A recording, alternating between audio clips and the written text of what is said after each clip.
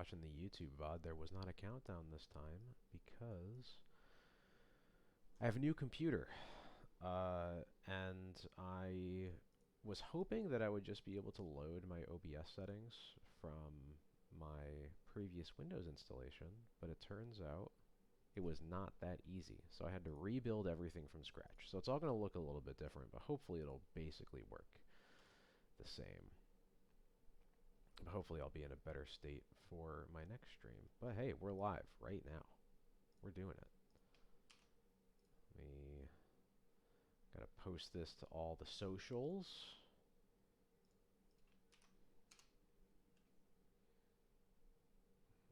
There we go. Alright, is anybody around yet? Alright, no one's here yet.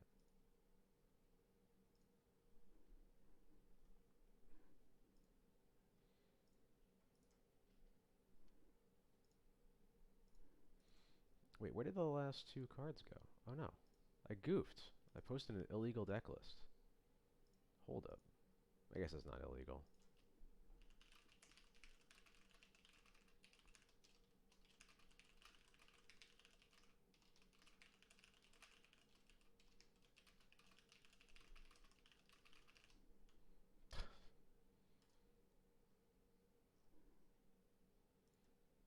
Alright.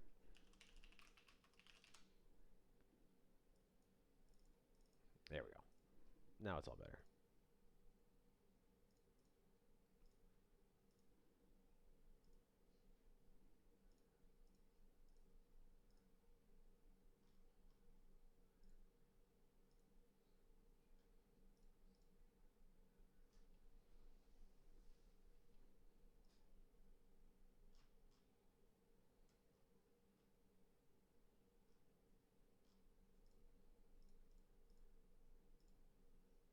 Hello, hello. How's it going?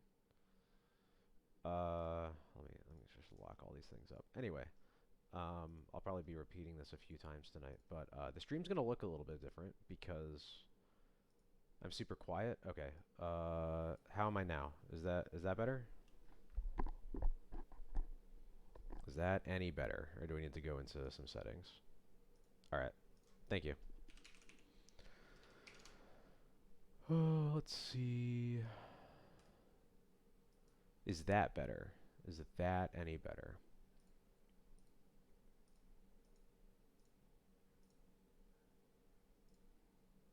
A little bit. Okay. We'll keep playing around with that. Yeah, so I have a new computer. I built it just last week or so.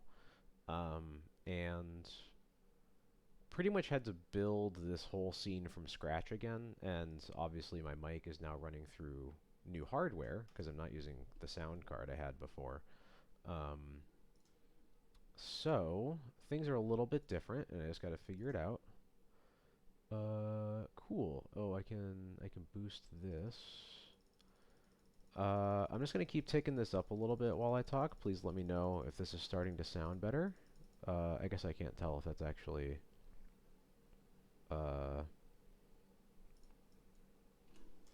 What happens if I just do this? Does that sound any different? Does that sound better at all?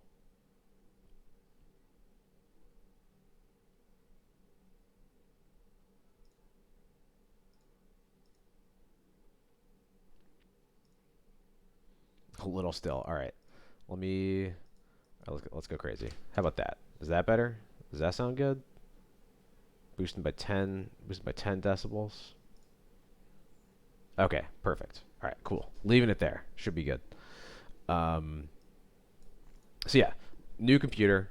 The only thing it carried over is my GPU, but I upgraded everything else because it was all it was coming up on like 14-year-old computer, and it was definitely showing its age.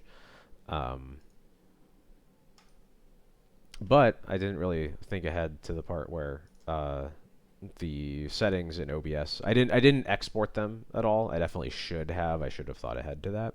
But I figured I would just be able to at least like copy the settings over.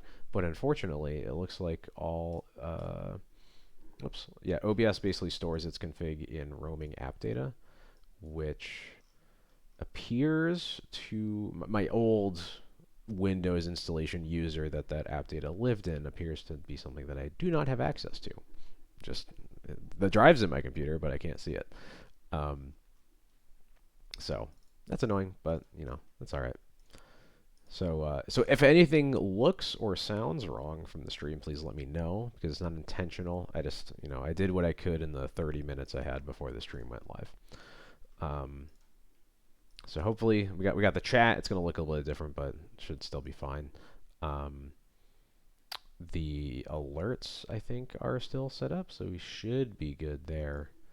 Um, and then I think I tried to add the MTGO League tracker, but I feel like every other time I try to use it, it's been broken lately, so we'll see. Also, for some reason, OBS wasn't able to capture the monitor that I usually play Magic Online on, so I'm going to be looking at you, but I'm actually looking at the screen that Moto's on. So that's fun. But hey, we did it. Feeling a little sick. You can maybe hear it. I don't know, but I'm back, and I'll just give a little spiel about this deck list. This is the first Legacy I'm going to be playing since the December 16th ban and restricted announcement. This is pretty similar to the list that I think I threw out on Blue Sky just when I was like, I don't know, I'm not going to be playing for a while, but this is where I'd start. I think the main things that have seemed to be the case, just like, you know, again, I've only been like paying partial attention to things, is that Oops appears to be really good. I don't know how that happens. I'm sure there's a perfectly logical explanation for it, but apparently Oops is very good. And importantly, these latest builds of Oops are like impervious to targeted graveyard interaction. So I think it really is like you're playing Leyline or Cage or you're bust, or something to that effect. So I'm going to play a bunch of Leylines and some Cages on top of that for like Reanimator and stuff. Some removal, some White Orchid Phantoms. Orcish Bowmaster seems like it's likely to be a much better card now that Psychic Frog isn't the premier threat of the format, because you can actually like use Bowmasters to kill stuff more often now. Emperor Bones is still a good card in the deck, but less exciting, particularly looking at like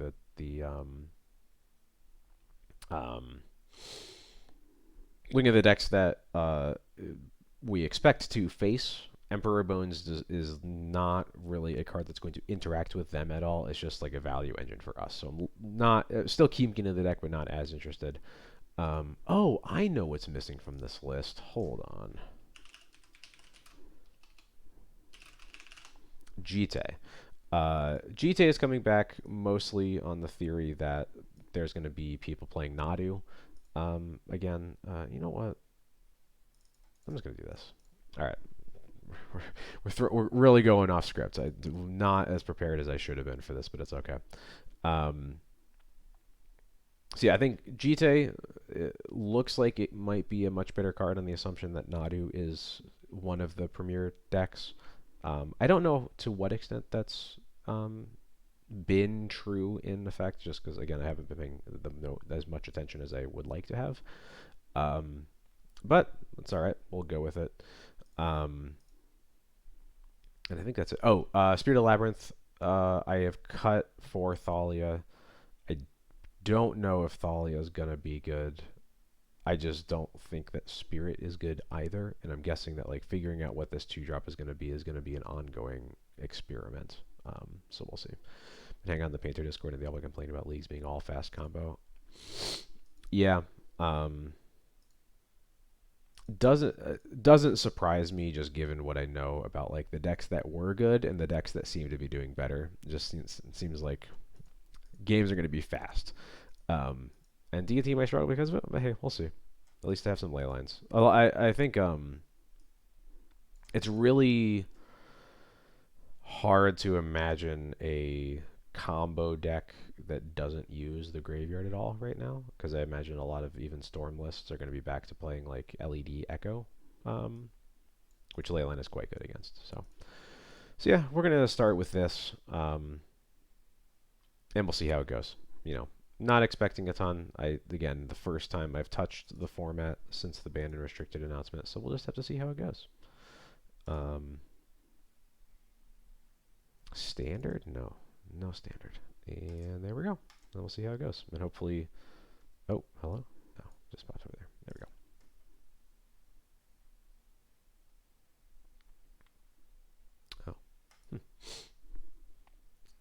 I haven't. I guess that must be something that appears the first time you join a league after installing Moto. I have not reinstalled Moto. I think not in a very, very long time. So I wonder if that's just something that pops up the first time you join a league.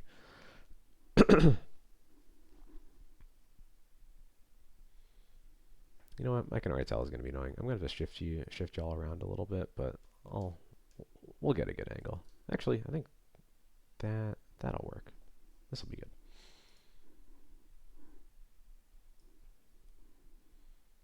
Drag this over. Oh, my card sizes are going to be all over the place.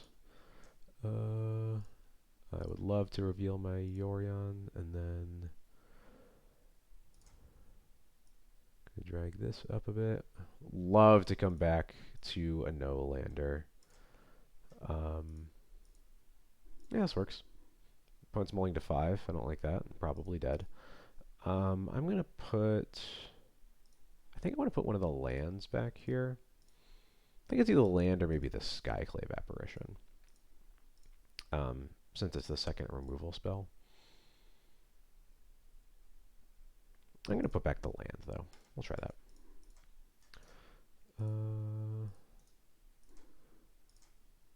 Show chat. Oh no, I just opened chat. My opponent said GLHFDNT, man. Yeah, okay. It's oops. Got it.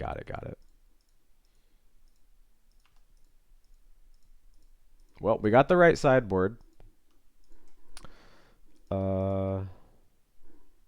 That is for sure. I'm just going to take a quick look at this. We're super dead, but...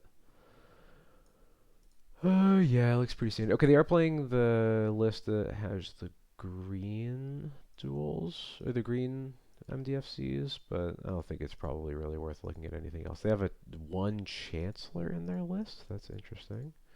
Oh, gosh.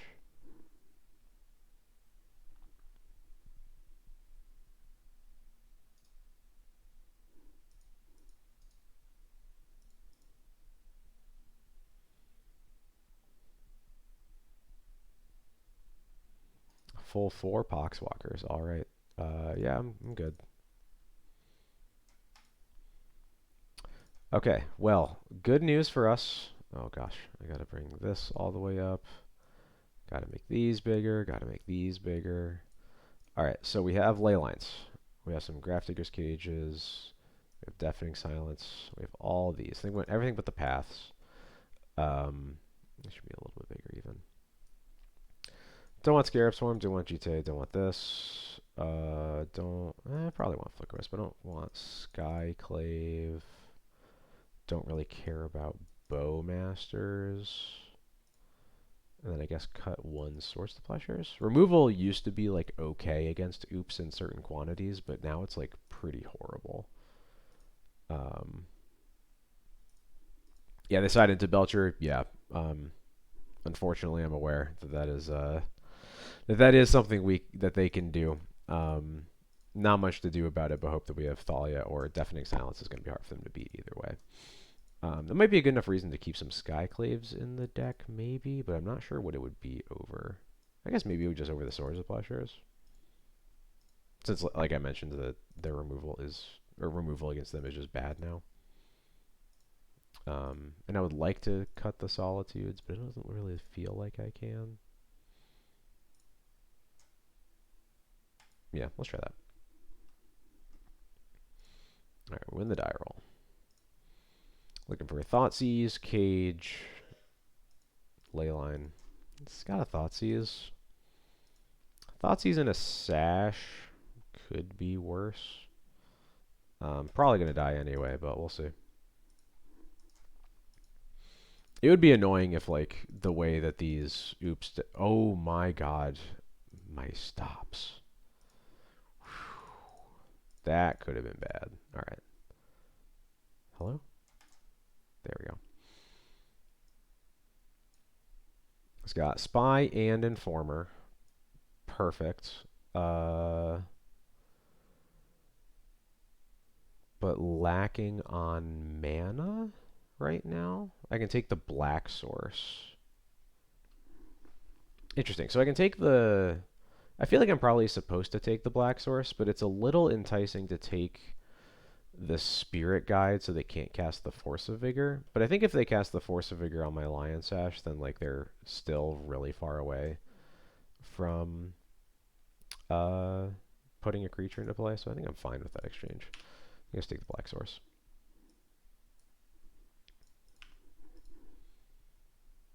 Alright, I gotta put these back. Alright, I used to have upkeep stops. I want all of these. Yes, okay.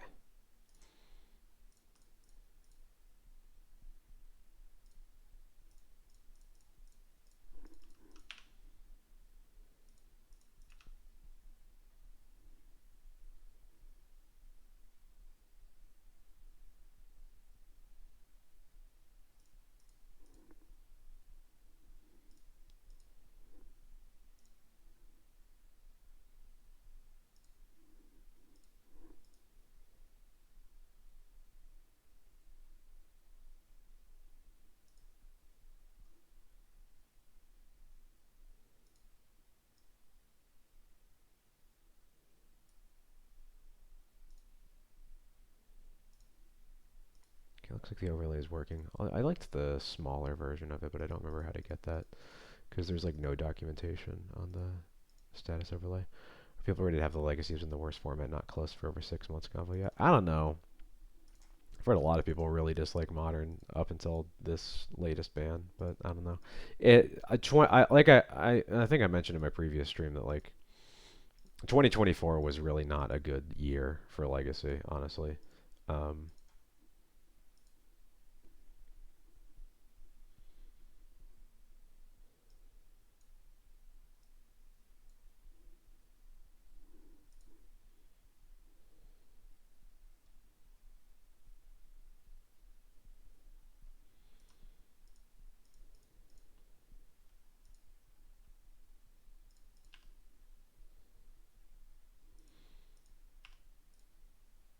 all right, I don't have right draw step stop. That's what was wrong.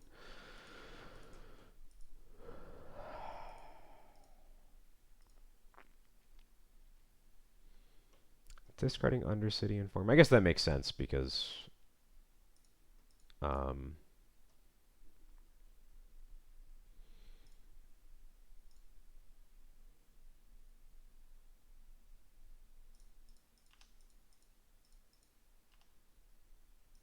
I want this also. There we go.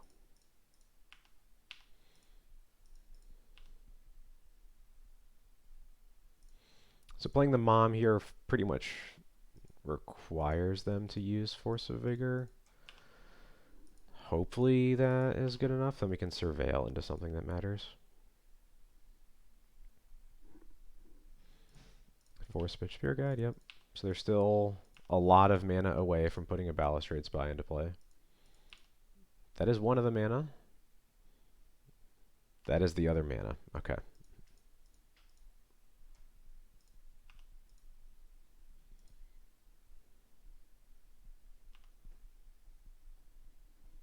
Yep, they did side into Belcher.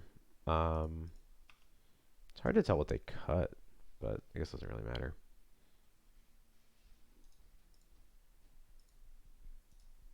It looks like it was one Narcomoeba, one Poxwalkers at least. Alright. Well. Got oopsed.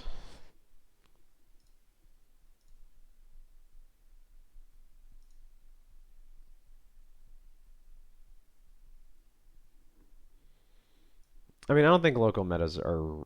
They're not very real in terms of, like, you are always playing against the best people playing the best decks, but it is...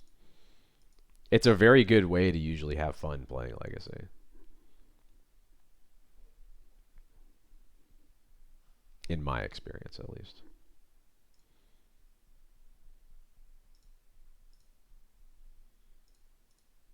And I think like every meta at least has like a couple people, if not like several, that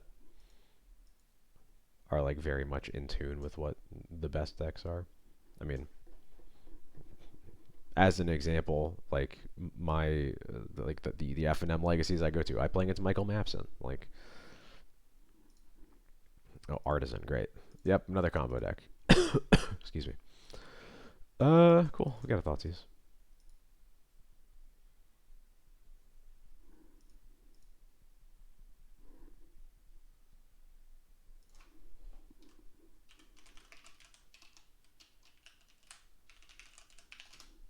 Goodbye. All right, what's going on over there? Probably Doomsday. Artisan. I don't think I've ever seen Artisan not playing Doomsday. He's not playing Doomsday. Interesting. I think I take the Brainstorm with this hand, just so I don't really care about any of these cards. So I just take the Brainstorm so I always know what's over there.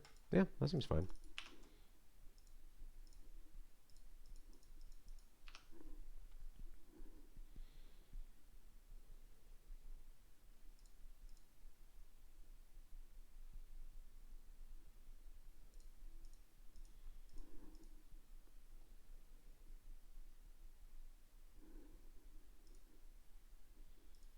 Alright, kept with the Ponder. Yeah, let's just play Vile and we'll Surveil. Gotta find some action.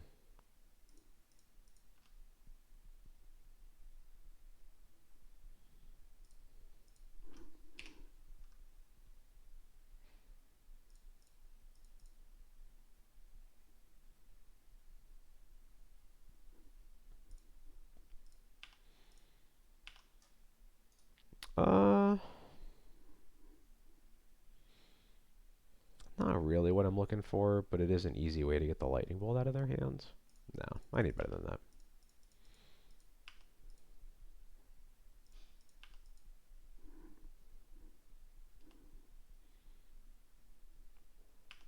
It's just going to be a borrower on my Vile. Yeah, that's fine. Deal. Ooh, an old fave. I guess I probably should have surveilled there. It's okay.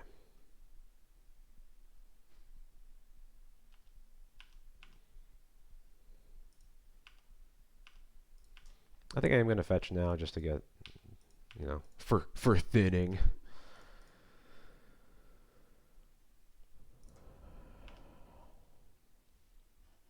Okay, got a Skyclave. I'll take it. I'm going to play around a daze here. No reason not to. And I can put another land in my yard. There we go.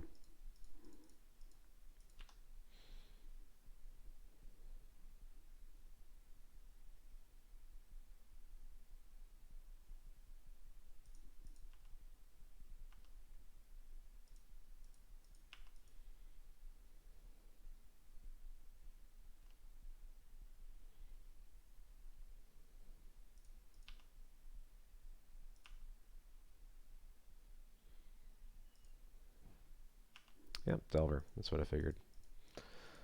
Good to get confirmation, but I figured that's what was happening.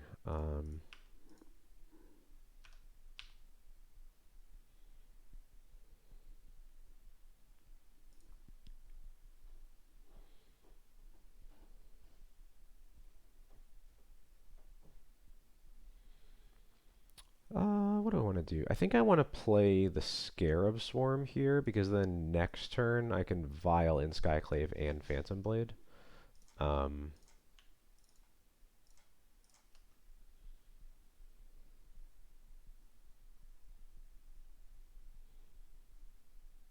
I get to do all that while playing around days, so they have to have like Force and Force.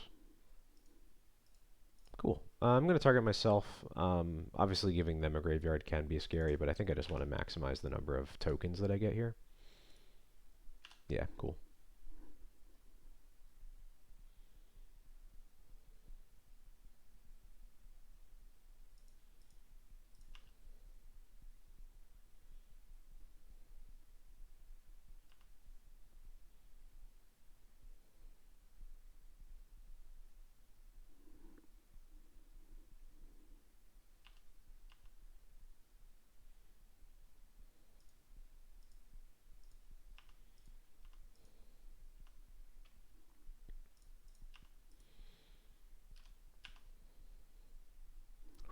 All right. Oh, why is my Poly Pocket so small? All right, yeah. So I'm gonna buy Yorion here. Yeah, I'm just gonna chill.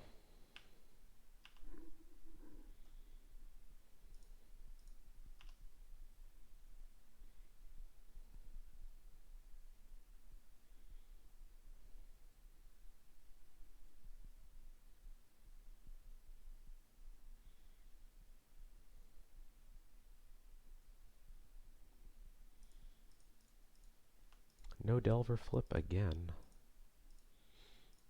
Okay, Wasteland is fine. Yeah, I won't even bother floating mana.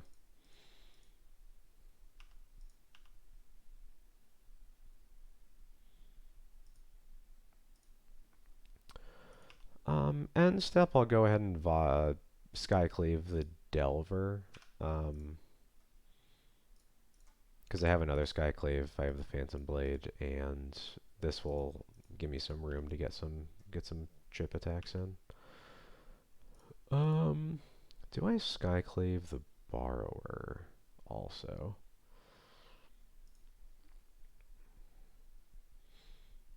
I don't think so. Borrower's like basically not doing anything. Oh, I meant to take that up. Oh well.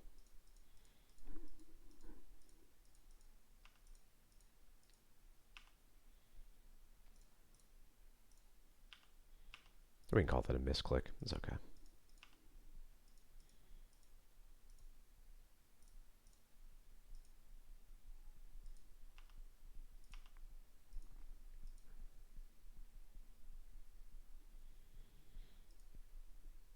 Been hearing about this a lot. Just Moto doing a lot of hanging on random actions.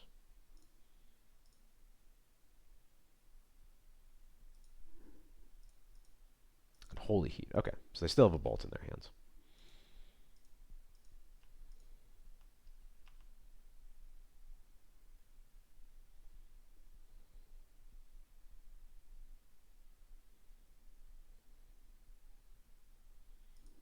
Yep.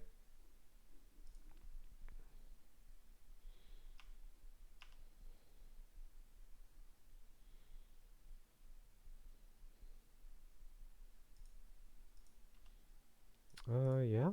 I'll block.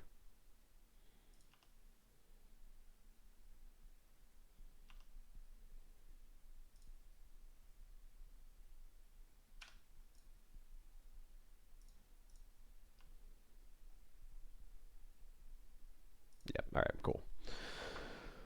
Okay, so we're going to bring in the Path to Exiles. And then there's a possibility of bringing in White Orchid Phantom, but I don't know what the mana of these Delver decks looks like, so I don't know if it's good or not. I'm going to cut the Cauldra.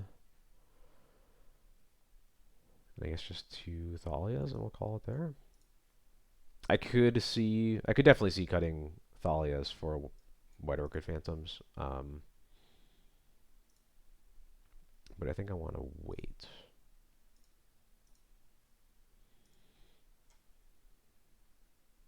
Because if they're only blue-red, I imagine they at least have a basic island, and they usually don't have a basic mountain because it's pretty risky in like Daze Delver decks. I know that's why basic mountain, even in like back when blue-red Delver was the best deck, it wasn't. They did not play. They did not play Basic Mountain. This hand's kind of slow, but it's got the right cards. I'll keep it. Opponent's mulling to 6. I get to turn 1 Vial. There's a lot to like about it. It's definitely weak to just getting like double or triple 1-dropped. That's the main problem with this hand. But there's the first 1-drop. Okay, cool. We're less worried about getting triple 1-drop now.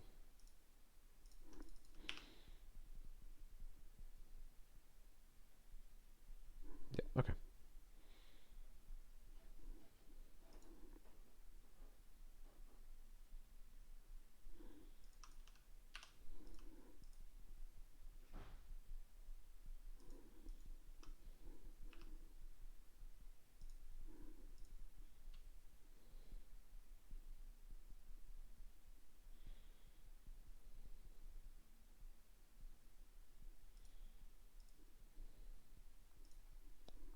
Alright, Volk. So Volk's one of their cards.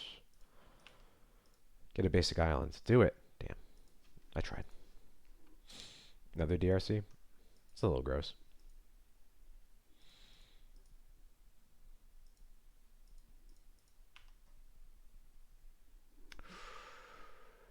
Ooh.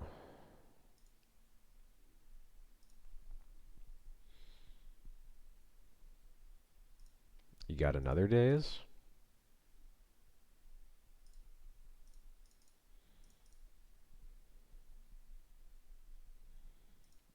Killing the first does turn on the second. Yeah, of course they have this. Of course they have another days. But I think that's kind of okay. Am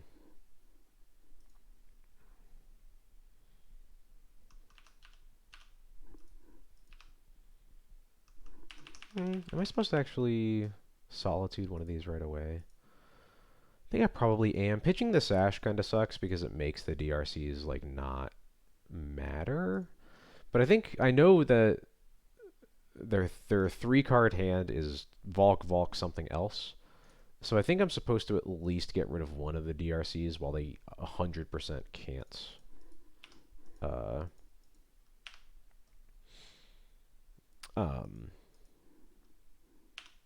Can't counter it. So.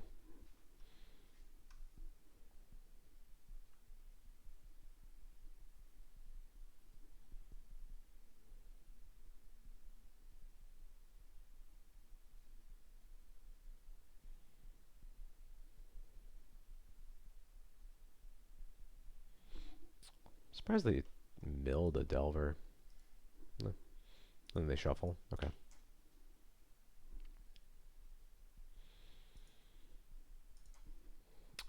Same as Volk, 2 other cards. I think I have to take maybe 1 hit from this DRC. Let me think. Just because I have more answers to a DRC than I do to a Murktide, for example. Let's see what I hit off of this Surveil, I think. Interesting. If they have a Murktide, it's getting cast next turn no matter what, which I think makes me not super interested in drawing this Thoughtseize. Because it's basically going to be at like 9/8 life after. Yeah, I think I'm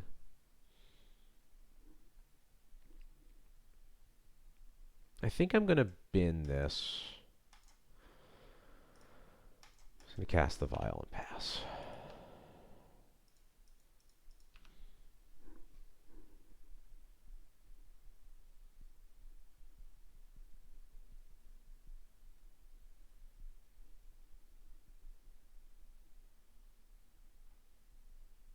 Okay, no Murktide. That's good, that's good. Skyclave? Source to Plowshares. Yeah, I can use that. Use swords on the DRC, save path for another threat.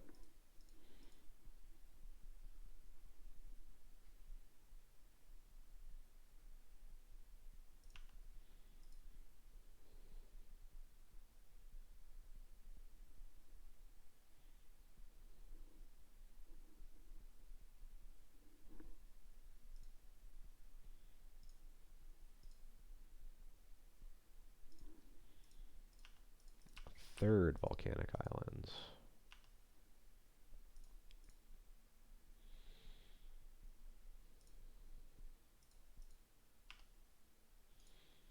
No, thank you.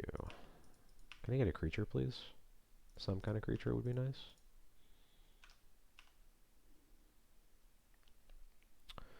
No.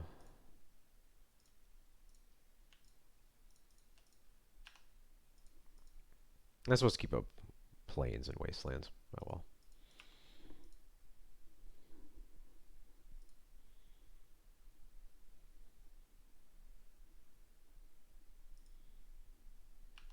All 4 volcanic islands.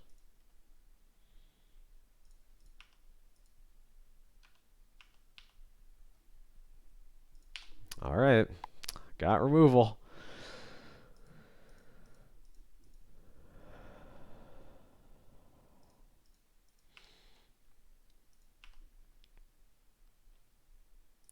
path that. Do you have a basic?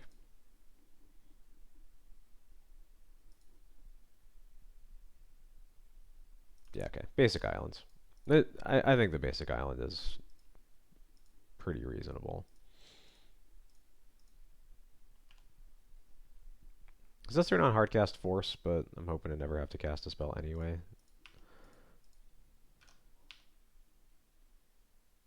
Alright. Use a mom.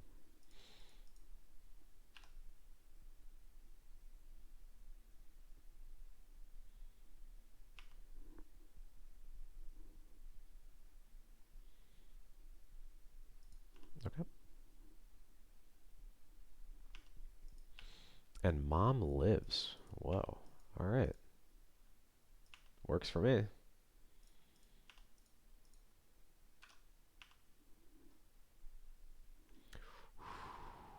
What do we want to get with this? Oh, Orcish Bowmasters is our only option. Not like that's really bad.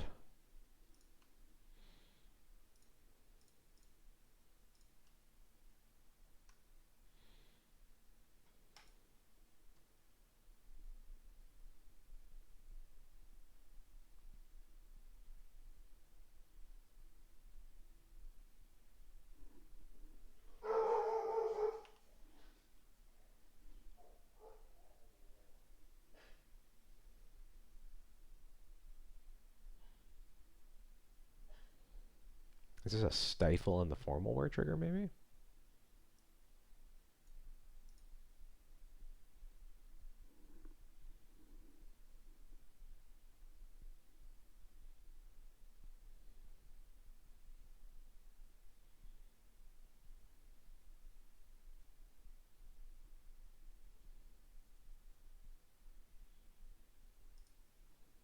Essentially, yes. Okay.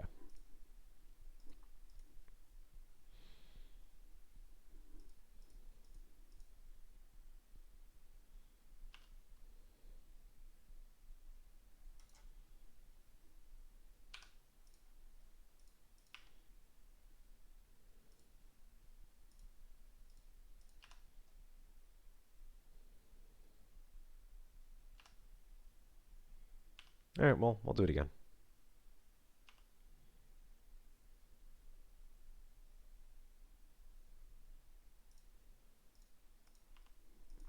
Consigned to memory makes sense as something that would have been rotting in their hand that whole time, so.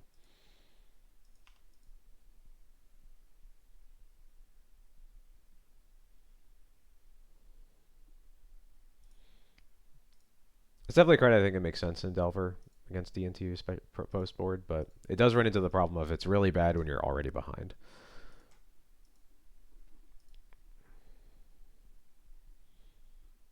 Red, red. Red, blue. Seek the Beast. Okay, it's Rug Delver. Okay, got it.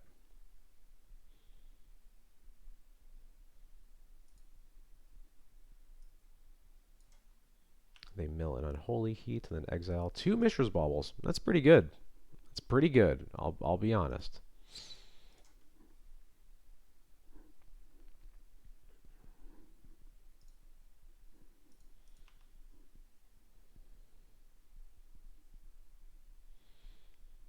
I guess they have a hard. They can't really crack the baubles because of the Bowmaster. I guess they can and can't.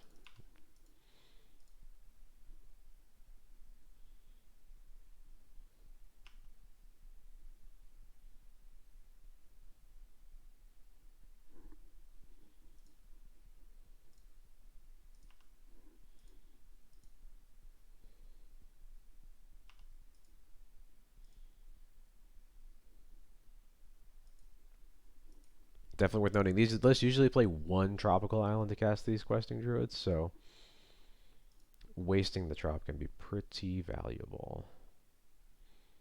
Cast the quest druid. Yep, yep, you got it.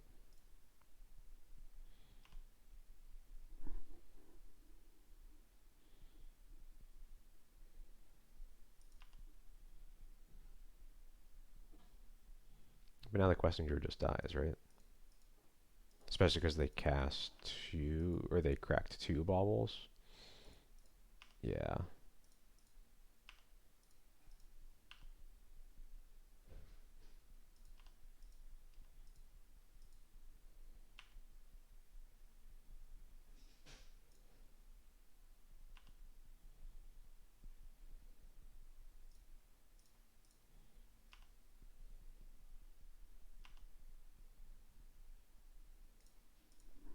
Yeah, this don't look so good for them.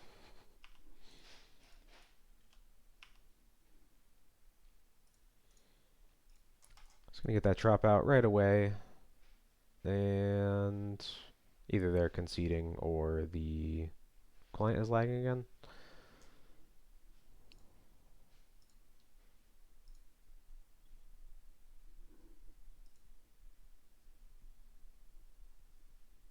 There we go. Okay. It looks like both. All right, cool. We beat Delver. We did it.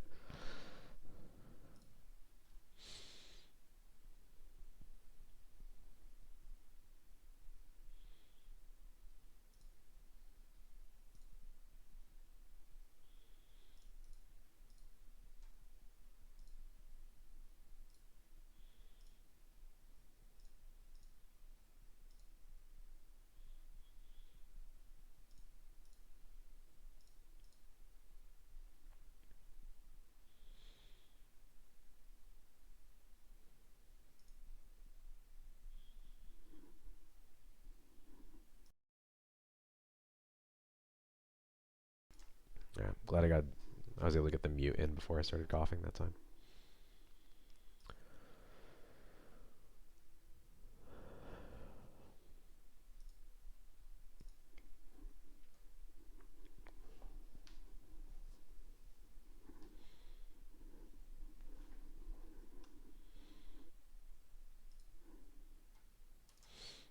I would love to play first. Yeah, Artisan is a Doomsday player. I think they played Blue Red Delver back when expressive iteration was still legal. I at least saw them play that some number of times, but the vast majority of they've been on Doomsday. This oh, missed it that time. Sorry, folks. This hand is very slow. We do have a Surveil. This Wasteland could kind of be a spell. I'm gonna try it, but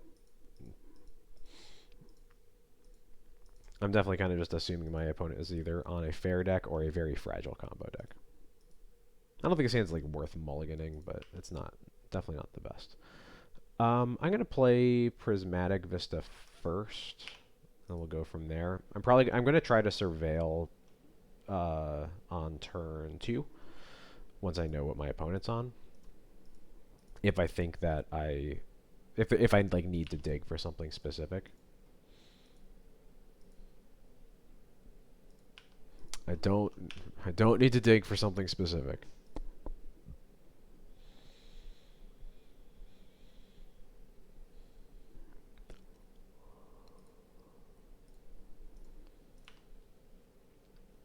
Okay. With 2 Surveils, I'll use 1 now.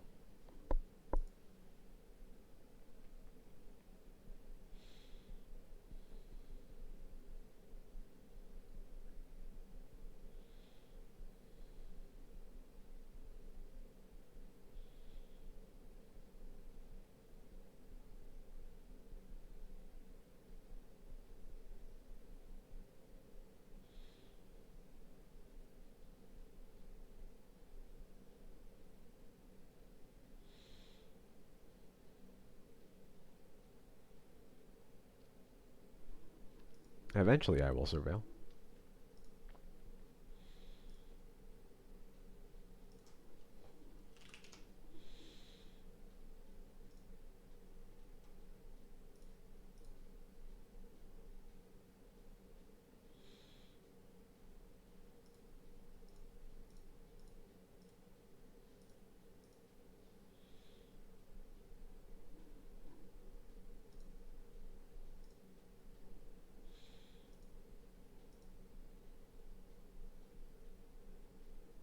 There we go. No, that's mean.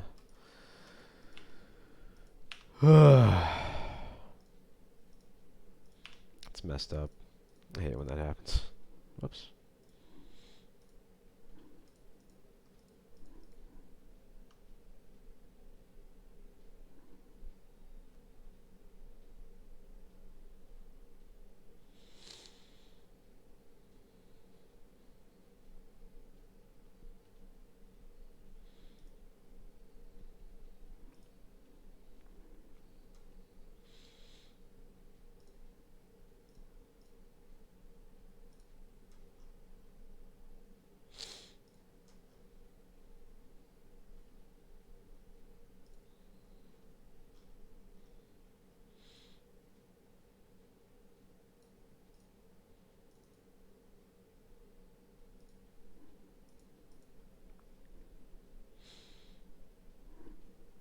So like the Delaware or Rochester Magic scene better? I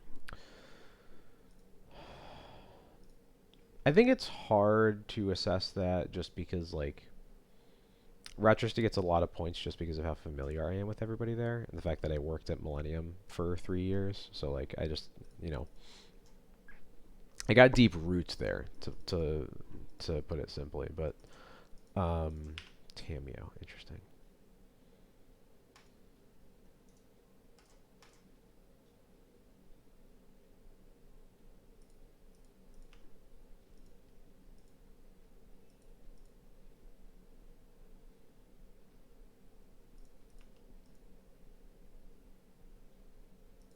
Yeah, all right. But there's a lot of cool people here. There's more stores around here. I mean, mostly because of the Philly area. There's a couple stores in the Wilmington area, um,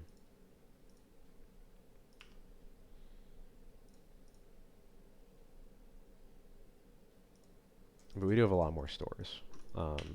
But Millennium is by square footage now like the biggest store in the country, and their Magic stock has always been very good. So that's one thing I do miss is just like being walking into a store and knowing for sure that they're going to have the cards that I need, or like 90% sure. Obviously, they don't have literally everything, but yeah, I think that's mostly what it comes down to. There's a lot of really cool people in Rochester, a lot of really cool people here. I don't know. Never met a Legacy scene I didn't like.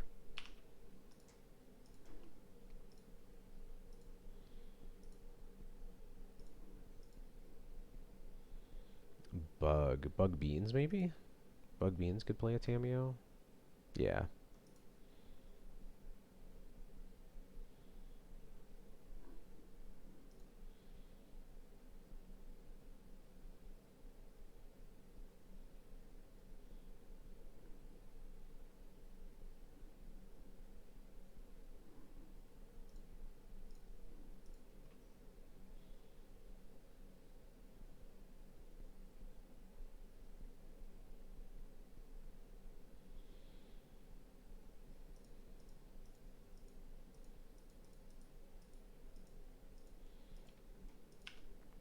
Alright, I'm going to try to Skyclave.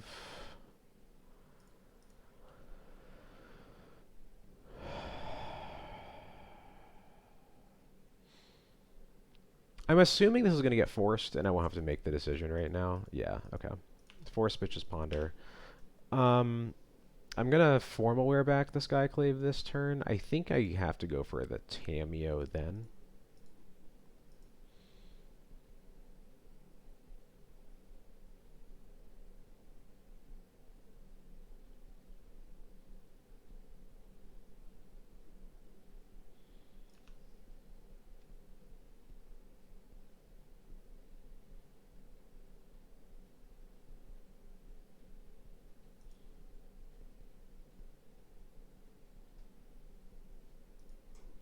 Okay, Island and Swamp in this list, and they have a Murktide. Okay.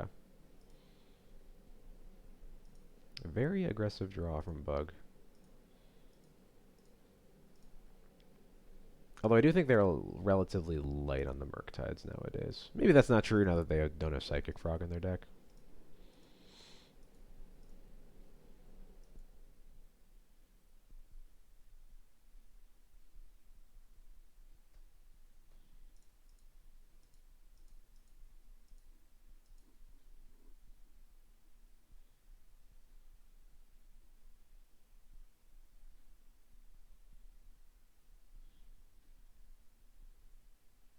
Opponent, please pass priority.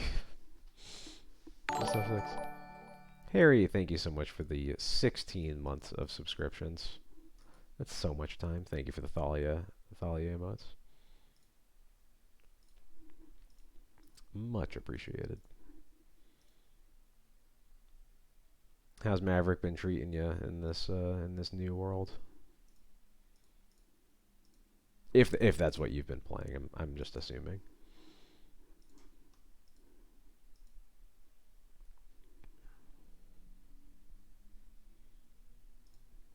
Unplayable, unfortunate. That unfortunately does not surprise me.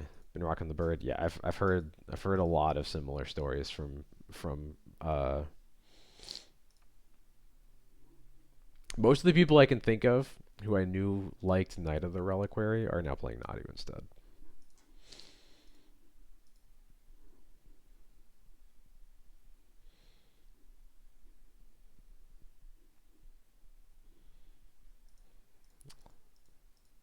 You get the good green says you know the vibes, but you get to also win games alongside it.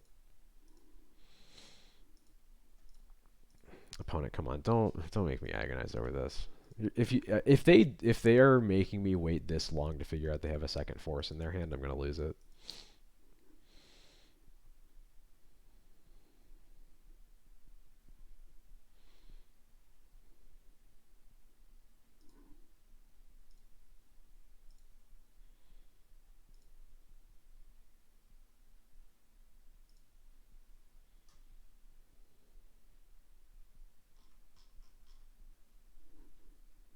They lost connection to the game. Okay.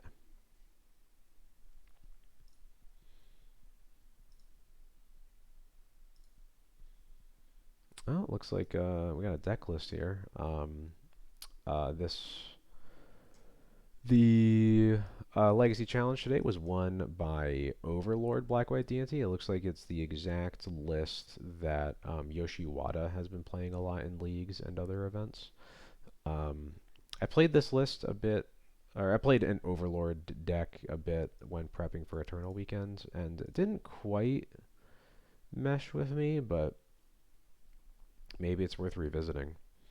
I'm still going to do whatever I can to play as few Felias as possible. I worry that the number that you have to play is greater than 0, and that's what always gets me about it, but we'll see. I think the White Orchid Phantoms in the main are kind of interesting. Card that I generally don't like, but I think the main problem with White Orchid Phantom is that the first White Orchid Phantom you cast always feels like horrible, and then like the second may or may not be okay. And then once you basically, White Orchid Phantom gets better the more you do it, and at least this deck is much better at doing a White Orchid Phantom over and over again than most other decks that have White Orchid Phantom in it. So I think there's some merit to that idea, especially because the other two drops just don't seem very great right now. So all right, come on, please resolve.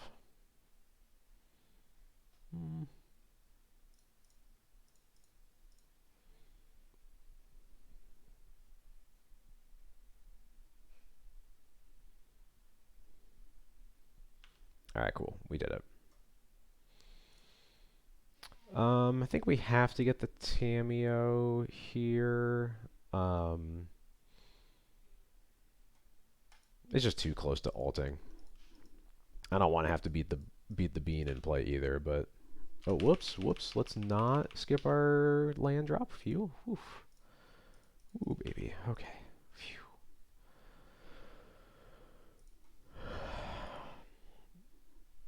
I only really want a plains if my opponent is wastelanding me.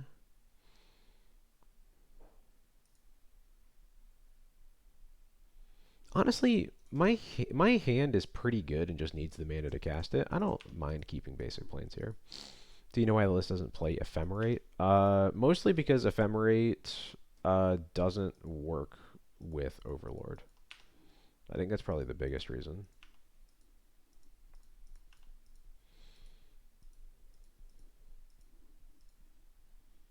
let me be more specific. The whole point of the deck is to flicker an overlord that you have, what is it, impending? Uh, yeah, that you cast via impending, but you can't ephemerate an overlord that's only an enchantment. So, ugh, I hate Beanstalk.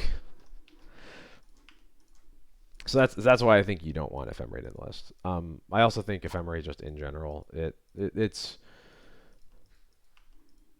a card that's really easy to see all the ways in which it's sick, and then forget all the ways in which it will just cost you games because it's not a good top deck and like requires you to have a lot of cards work together at the same time.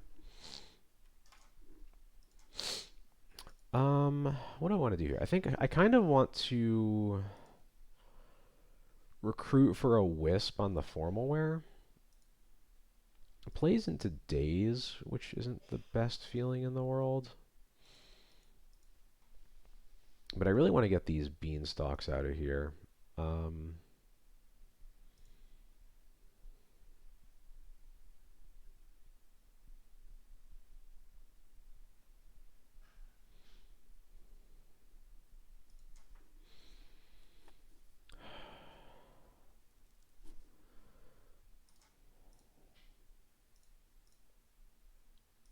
You know, we're gonna cast this recruiter one way or another, I think.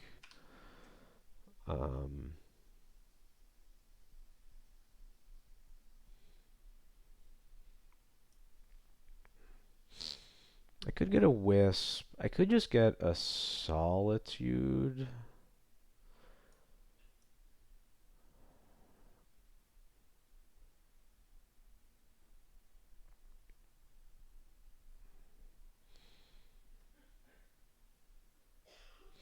I think what I want to do here is use my last 2 mana to Stoneforge for Phantom Blade.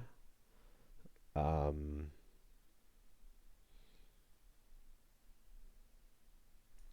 I'm trying to figure out what's the next best thing to be doing after that. And I guess it's probably Wisp.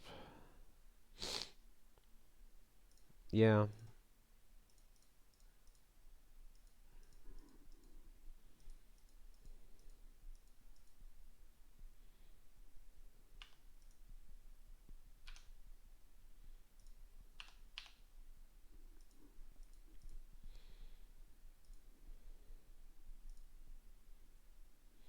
I suspect the Mystic's going to get Fatal Push. Oh, Bowmasters. Bowmasters on the Recruiter. Okay.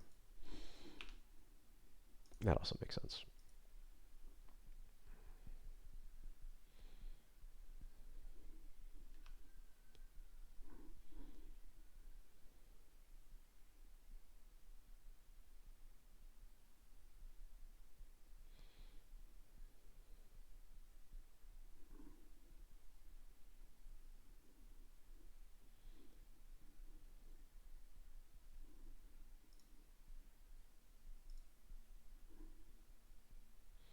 The second place list is so weird. I didn't look at it. 1 second. Yeah, of course, it's a Murderous Cut.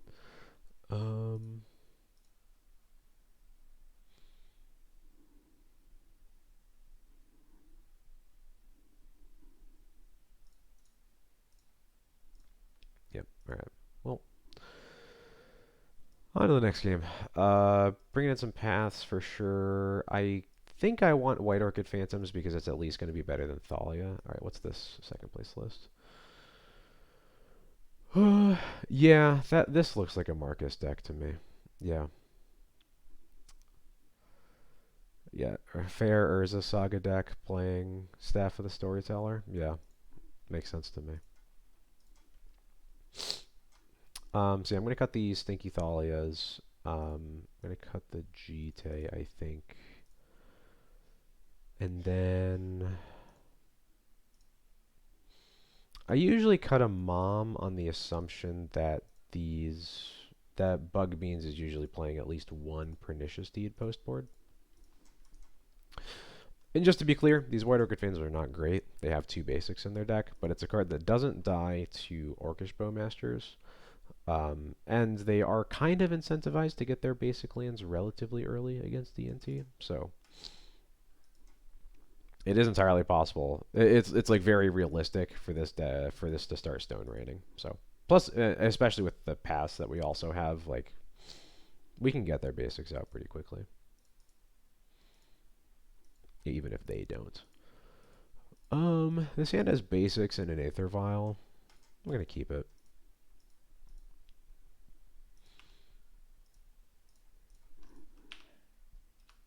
Vial immediately resolves. That's cool.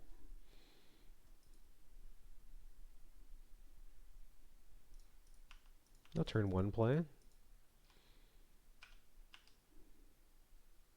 Cool. I was probably gonna fetch for a Surveil here anyway. I gotta keep that. That's one of the probably the best card in the matchup, honestly.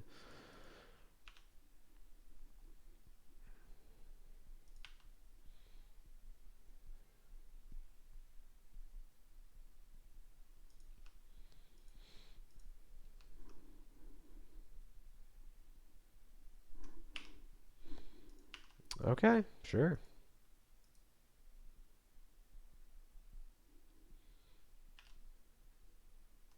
Fine by me. I'm the one with an Aether Vial in play. Excuse me.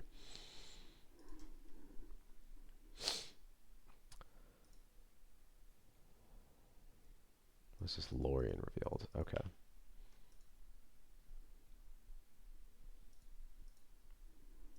A little bit tempted to upkeep White Orchid Phantom them because the land comes into play tapped off of White Orchid Phantoms, which means that they can't cast a Beanstalk this turn. I'm gonna go for it.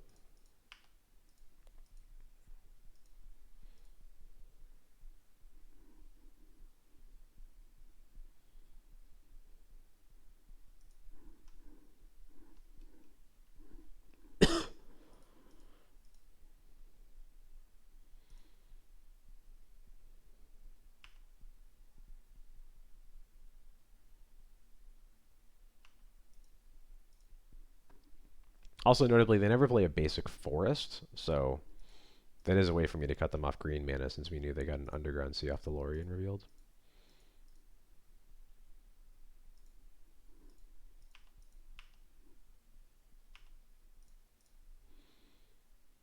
I'm gonna go ahead and Surveil again. What do we got? Plans? I don't think I want another land right now.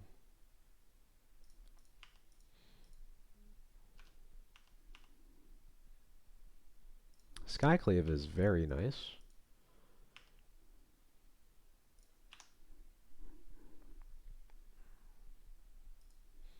Probably should have played the Crocus over the Swamp, but just say no, they have Tamiyo in their deck, but it isn't really going to matter. Yep, there's Tamiyo.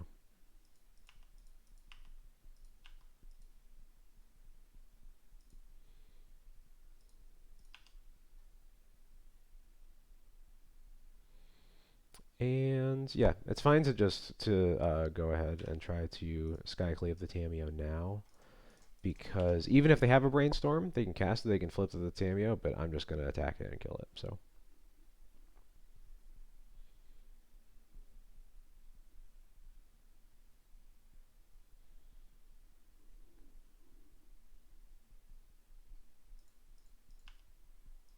okay, yeah, that's fine. Yeah, we'll go up to 4 here.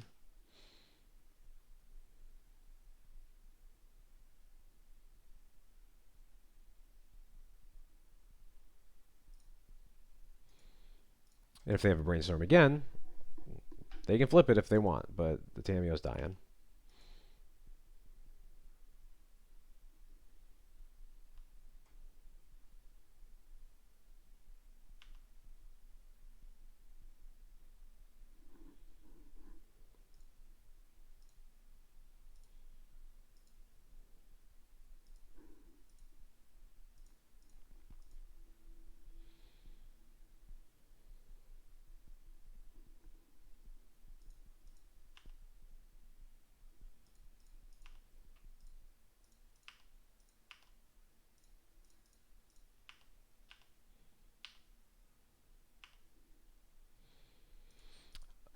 I could put Yorion into my hand here. I don't know how many Thoughtseizes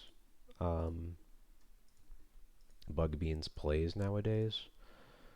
But I don't think there's really much incentive to put it in my hand right now, because I'm not really going to use my mana next turn either, so we'll just wait.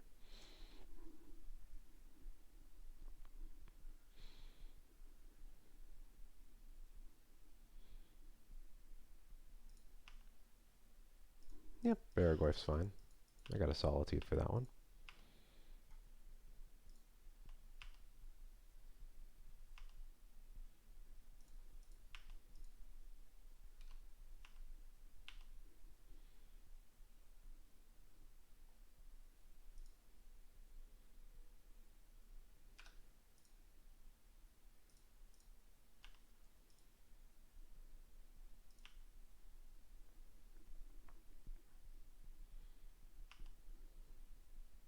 This is another consign.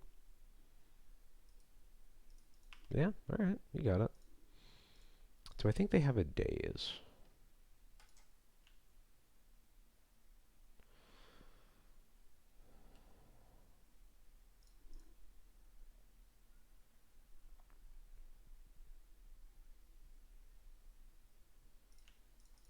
We'll make them have it. Even if they do have a daze, it's like really not that big of a deal.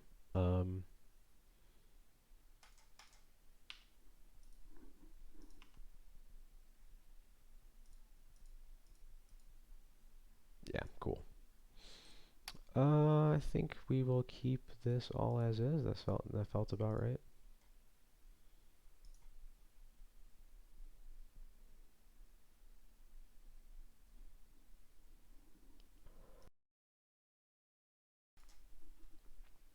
Muted in time for that one.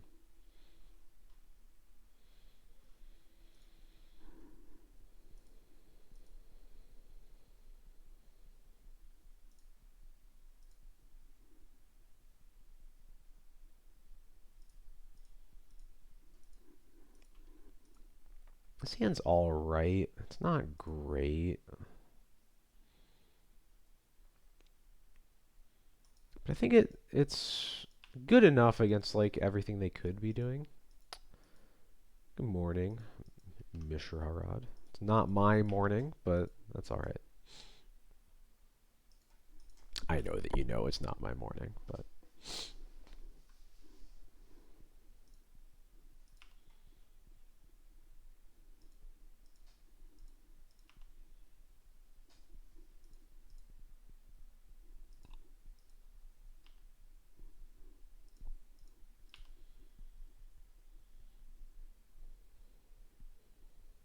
Okay, they didn't need a land. Doesn't necessarily mean anything, but...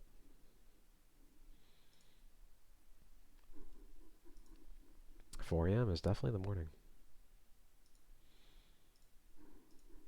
Because the other night I was having trouble sleeping, so it was kind of just an extension of the night, but... yeah, that's fine.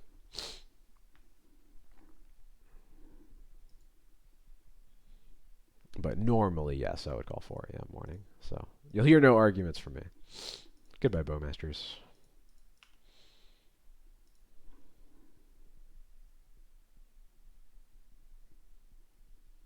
Unfortunately, they know about the second Caracas now, so they're much less likely to ever Wasteland the first one. I was kind of hoping to bait out a Wasteland with that, but... this second Caracas will just be a Lotus Petal land at some point.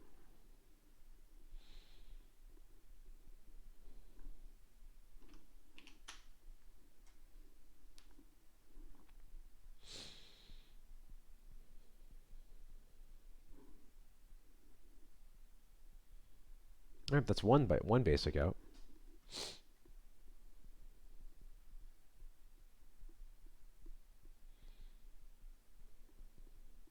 Surprised they got a basic when they know I don't have any Wastelands. Thank you, thank you. I wish that I wasn't sick on my first stream back, but it's alright. Hopefully I'll be over it soon.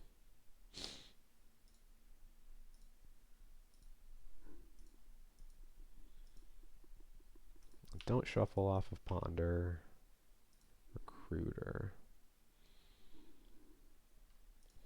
I'll go ahead and slam the stash. I don't really care if it gets bowmastered. None of it's variants for nearly a year. Do you think it's been good or bad for Legacy as a whole? I think that the Surveil lands are great. I think they're maybe a little bit too much. Wait. They just did that thing that I said they weren't going to do. Okay, sure. I think they maybe are a little bit too much in the decks that are trying to put cards into their graveyard. You know, the Reanimators of the world, essentially. But no, I think they've overall been great. I think it's cool that like there are non-duels that are actually legacy playable. You know, that's not something that's really happened. Like, let me be specific. Fetchable non-basic duels. I don't think there's ever really been a point outside of like specifics like Death Shadow where one has been really playable other than a dual land, and I think that's pretty cool. Had a stomach flu from Messina's Christmas and until this morning. Yeah, that sucks. We went on vacation with my dad, first time I'd seen him in a while, and got sick literally right before going. It really sucked. And as you can tell, still here, still feeling it. Let's just get some of the nonsense out of there. I'm definitely getting the Wasteland for potential Witherbloom command reasons, and I'll get rid of one of the spells for Murktide reasons, so I'll go with that.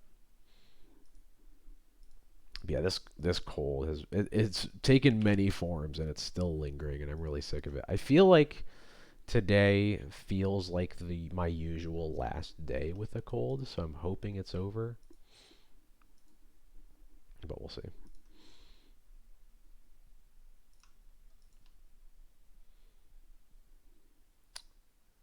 That is very interesting, opponent. So they've shown us both basic lands, so this path is now better than swords. I'm going to go ahead and do this now. They only have one blue source, so they can't even brainstorm in response to this. And I'll play Mother Runes.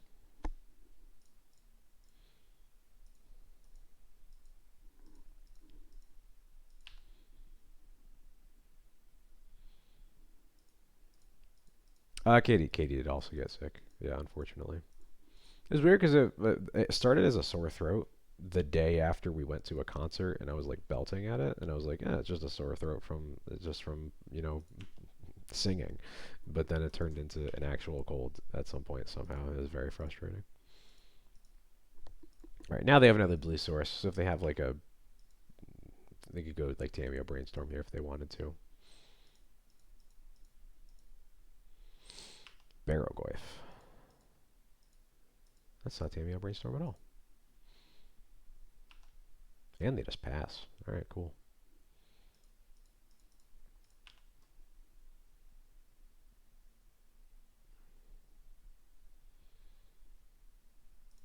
I am going to use the swords first in case they didn't play the Tamiyo because they wanted it for Force of Will. If they don't and they gain 5, whatever, it doesn't really matter.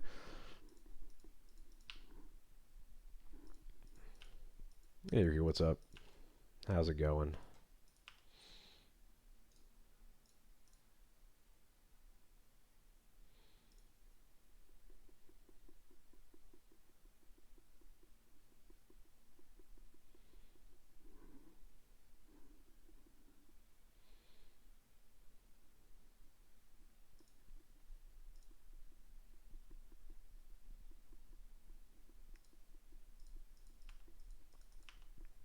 Have a land, please?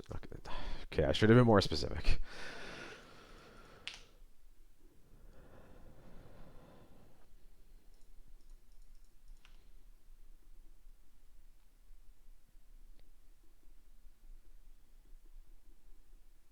At least because they have a Tameo, they kind of want to wasteland my Karakas again.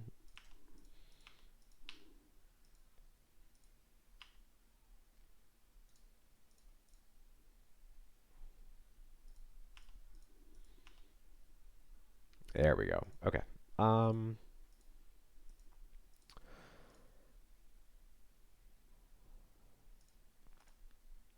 what do I actually want to do here? I'm pretty sure I want to take the opportunity to cast the Recruiter.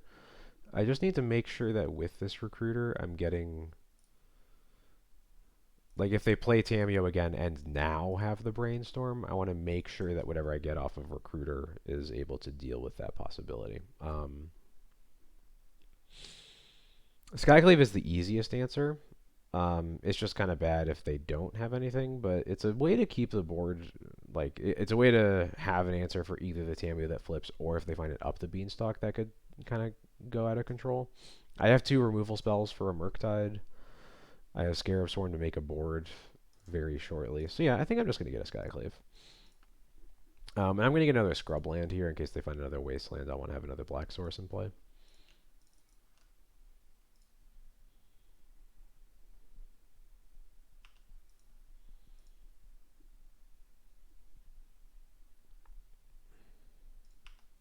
Alright, never mind. I was never doing any of that. Just kidding.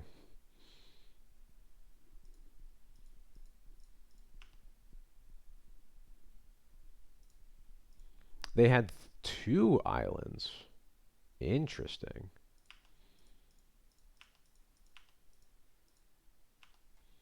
They could have got me. I'm glad I waited on the Path to Exile. It's for Orcish Bowmasters now. Bowmasters a lot better now that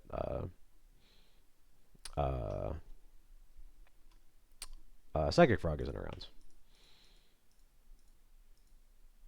That was the word I was looking for. Well, we found the card we were going to recruit for anyway, so that's nice. So yeah, it's Thoughtseize, Bowmasters. I think I have 1 Emperor Bones in my list right now. I forgot to update the Stream Decker because I'm a casual and because I had to spend 30 minutes putting my overlay all back together onto my new computer because I couldn't load the settings from my previous installation.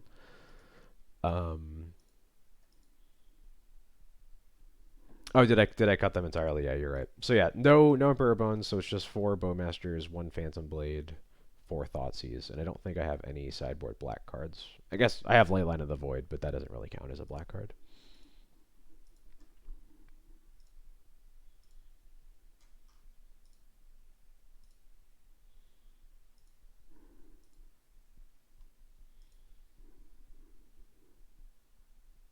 They don't shuffle off the Ponder. I don't remember what my opponent saw. They saw these cards, so they know about the Path and the Swords.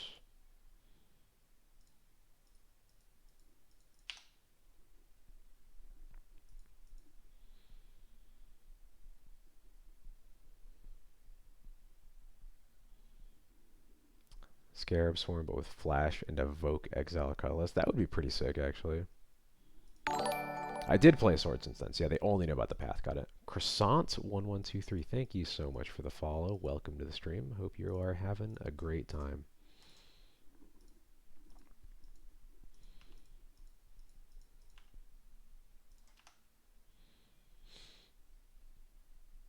Opponent's down to 5 minutes after all their not passing priority. And they DC'd at some point too, but...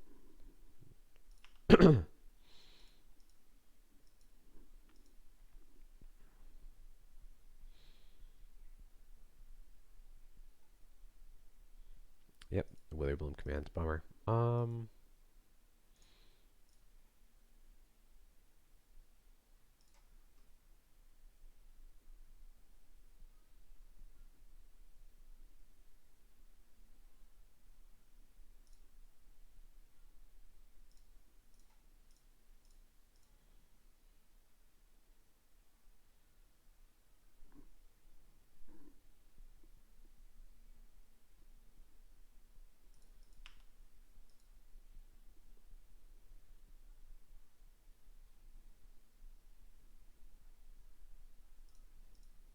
I guess I didn't really need to use that because I have the Skyclave, but this is the making them have to use a potential force of will there would make it more likely the Skyclave actually answers it.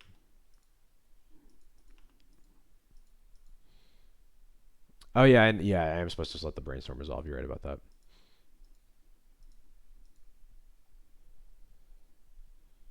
Since I'm casting the Swords to Plowshares specifically as backup for the Skyclave, it's actually like I kind of want them to force it. So I think I'm not supposed to be afraid of them like drawing into a counterspell there.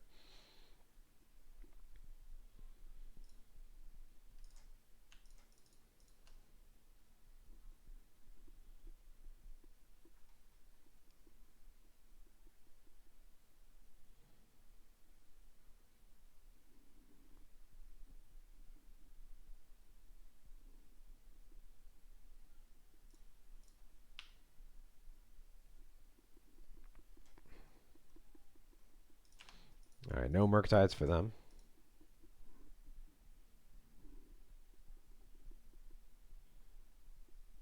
Scarestorm putting in some work today. If the format truly is just full of a bunch of dumb combo decks, it might not really be long for this world. But there's that pernicious dude that I expected.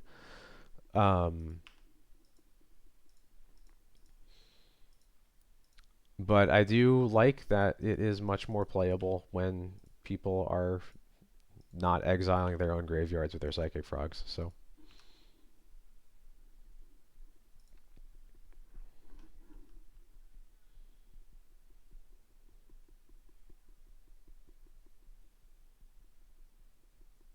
What is this casting?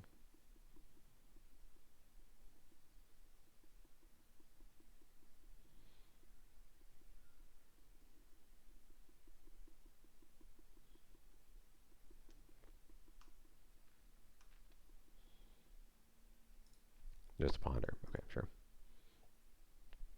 Watching how patient you play is helpful on CEDH. I wish I could say that I am really glad to hear that. I wish it was for something other than CEDH, but that's my problem.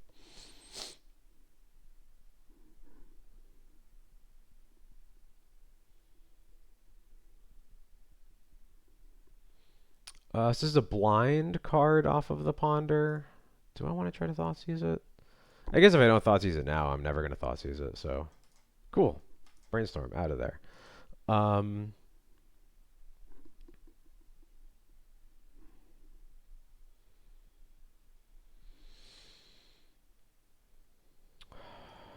This is a spot where I would think about playing Skyclave as a 2/2 blocker.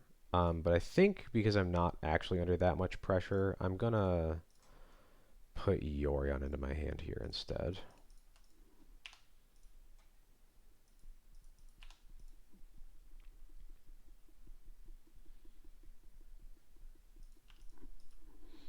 There we go. Perfect card to Skyclave. Actually, it might be a better card to Path, actually. Because then I still have Skyclave for up the Beanstalk or a flip Tameo.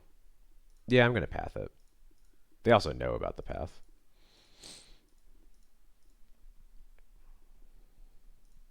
And I get to recruit. Oh, this game's so over.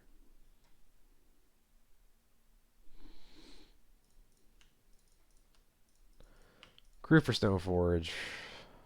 Stoneforge next turn is going to get a pre-war formal wear, and the game is over.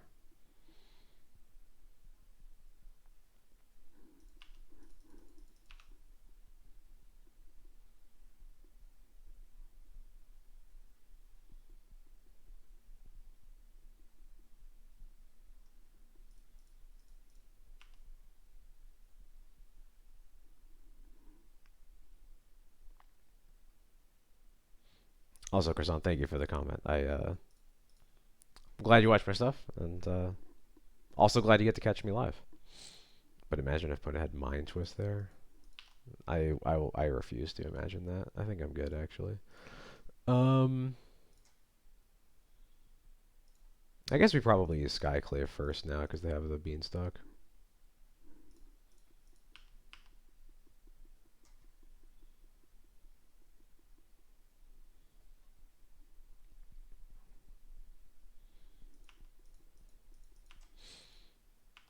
Yeah, I mean, I think there's a lot of reasons it can't be on bans. Mostly it's just like, what good game was good because someone cast Mind Twist? I'm pretty sure the answer to that is just that there aren't any. So, like, what are you gaining?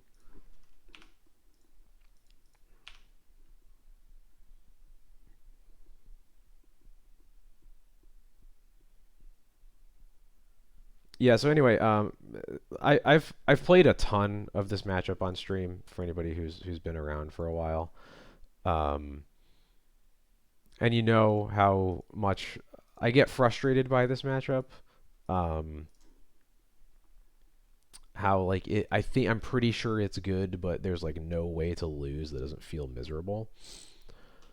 I I'm pretty sure this card single-handedly makes this matchup like kind of hard to lose if you get the formal wear in play. It's just like it beats everything that they're doing.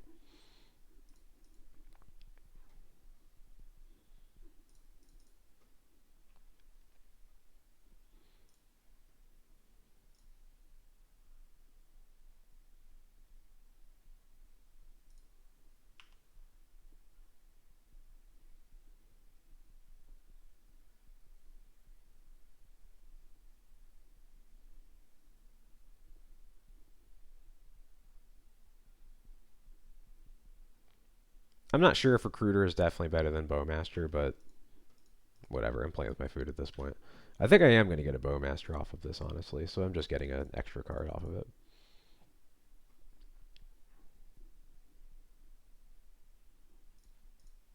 Oh yeah, if we did this in response to the Lorien, oof. Go Rose.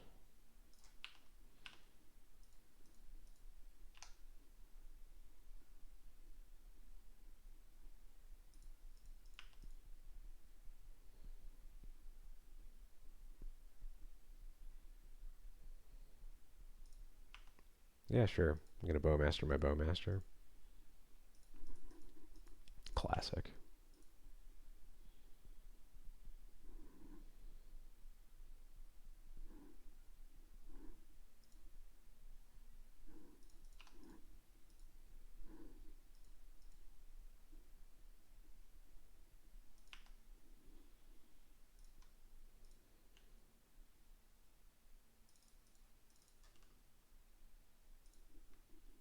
You got a force? They do have a force. Unfortunate.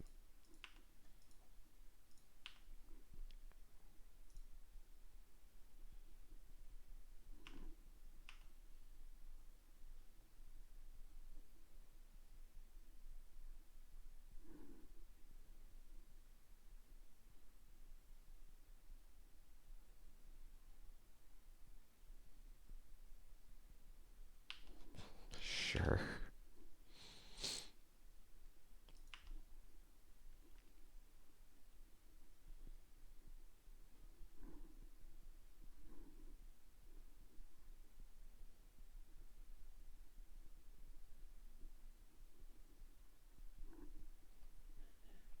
The fact that you can't blink for more for 4 mana or something seems at least stop one line of text short. Yeah, really does, doesn't it?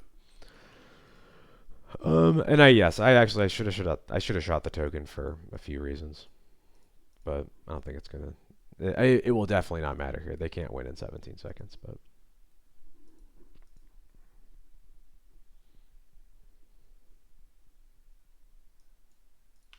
Oh right, I don't order anymore. I just assign damage. There we go. I'm gonna hold the Mesa for Surveil that won't end up happening.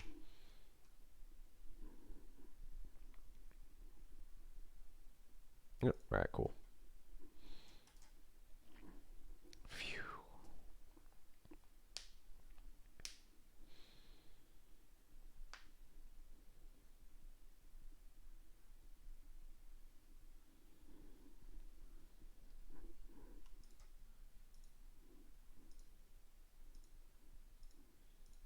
All right, what do we got?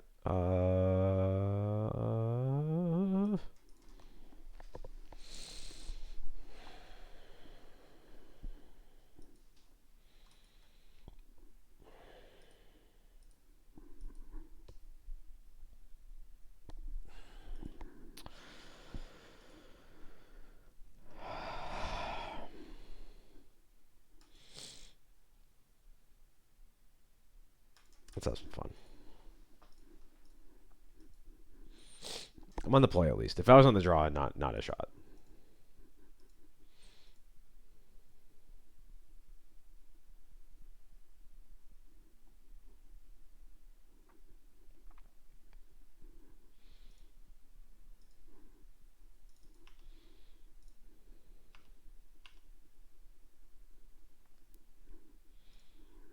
Any land? I would love any lands. I'll take it.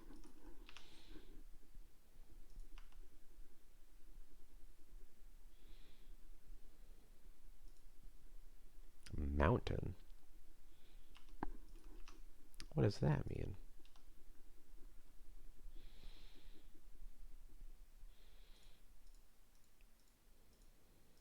Feels kind of like Moon Stompy.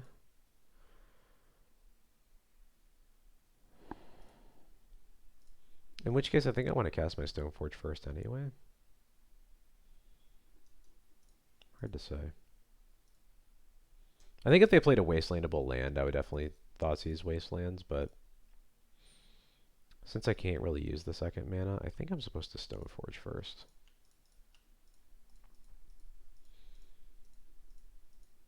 If it's Moon Stomping, it makes their turn 3 a little more awkward because they can't answer the Stoneforge without evoking a Fury. So I think that's pretty important. What do I want to get here? It's probably Phantom Blade or Formal Wear. I'll go for Formal Wear. Easiest card to use. I can cast it even if I get Blood Moon right now, which is pretty cool. I feel like I'm just going to get Fabled. Yeah, Fable.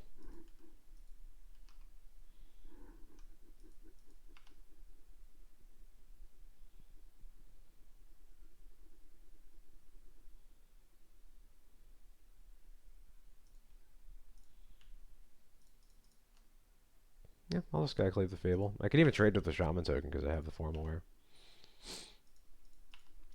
I like almost actively want to do that so that I can answer the next thing they play. Also, the mana off this just really does get crazy eventually.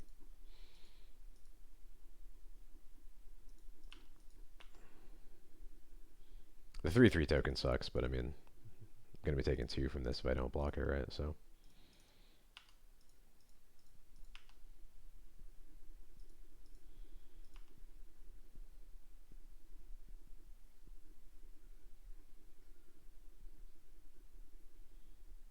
One ring? Alright. That's a great thing to Skyclave. Only knowing that I can't Thoughtseize them because of the protection. Engineer. Okay, so it is Painter, maybe.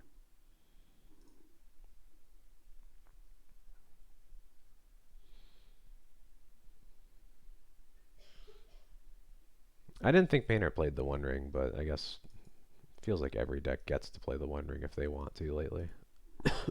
Excuse me.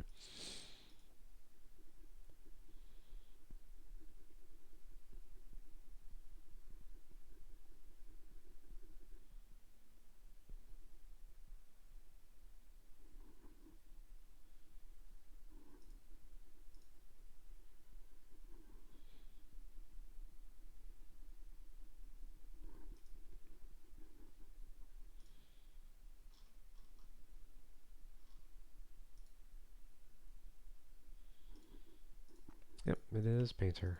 Annoying. I was really hoping to draw a white card so I could just slam the Formal Wear on the to Skyclave the One Ring, and then have Solitude back up in my hand.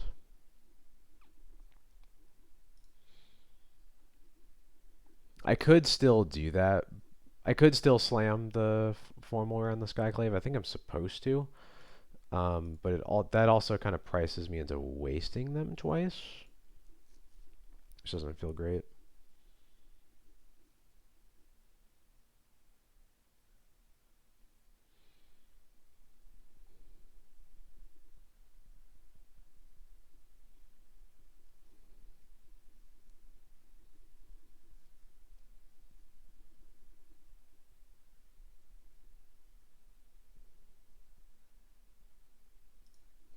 lead Thoughtseize in paper for sure.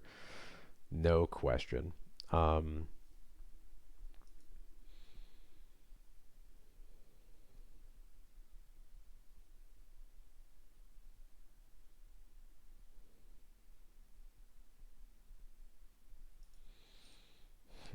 This is a really tough one.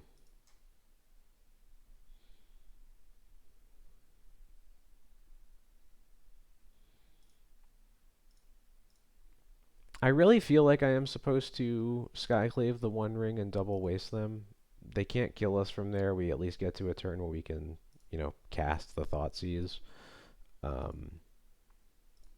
Any white card or a land, since we've now drawn the second Shadowy Backstreet, would turn on the Solitude, because either it's a white card or we put Yoran into our hands.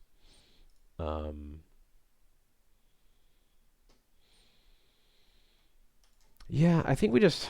There's no way that this game gets easier if we let the ring stay in play, so...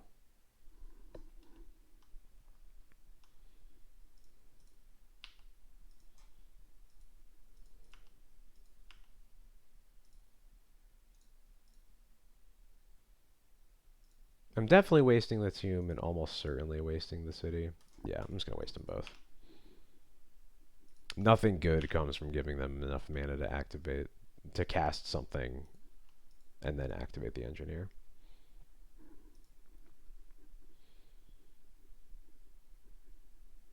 Also gives them the least time to cast the stuff that they drew, cast whatever they drew off the One Ring, so that we can Thoughtseize it.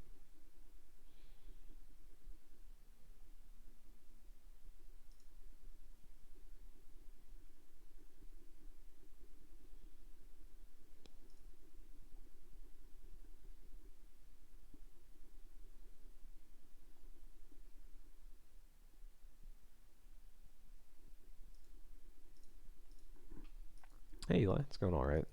I'm sick, but other than that, doing okay. 2-1 in first league since the ban happened. So another engineer. That's kind of gross. I still don't have an artifact to sacrifice though, which is good for me. But I'm sure that'll change any moment. Huh.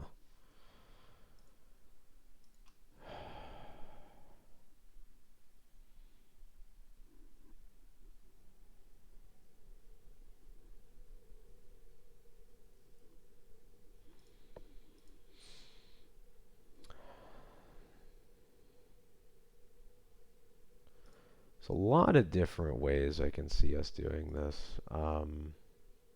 Really wish this was a scrubland. So if we attack with the Skyclave, there's a chance that they'll double block with Illusion plus an Engineer, and then we get to Bowmaster to finish off the Engineer. It's probably not very valuable when they have the second in play now. So I'm probably supposed to just Thoughtseize them. And then I'll Surveil, hope to hit a land, basically, and then we'll go from there. I think we just hope that they have, like, one artifact in their hands. They have multiple. They only cast one? Oh, interesting. I guess I just take the Needle, because it's an artifact they can cast and then weld. But I guess they can't weld the One Ring into play with Engineer anyway. But I don't want either of these in the graveyard, and I don't care about this Pyroblast. So I think if we're getting rid of the Needle anyway.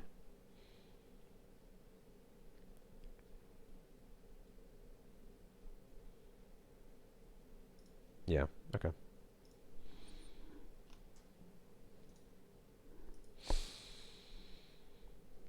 Yeah, I think I want this so that I can cast the Scarab Swarm next turn anyway.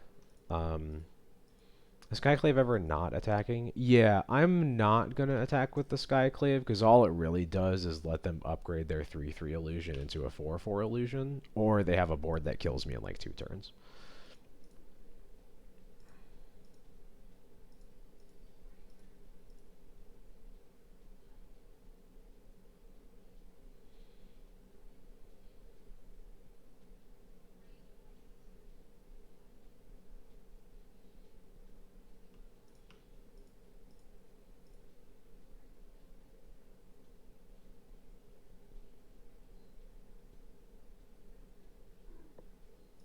What does that mean?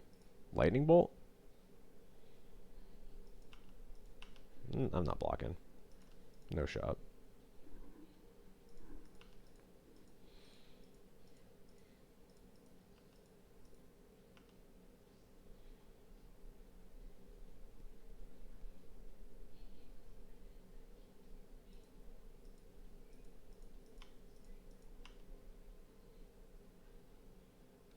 Do your worst. Excuse me.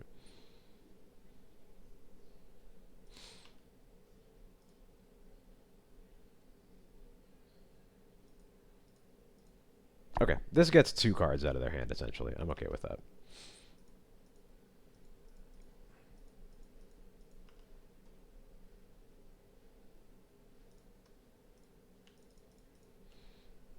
Yeah, but at least I'm not letting the lightning bolt trade up with an illusion that's doing nothing. I think getting one of the engineers off of their board actually makes this board quite a bit simpler. So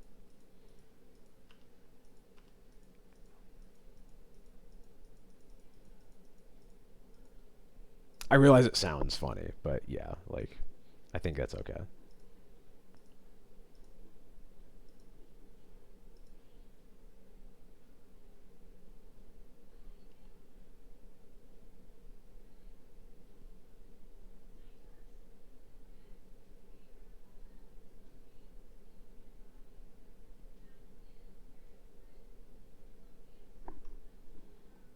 Wow, okay. I thought there was more game to play to that, but I mean, I'm not going to argue with them. We want to bring in all of these cards. The White Orchid Phantoms are like okay. Obviously, they have a lot of basic mountains, but just having answers for Urza Saga is pretty important.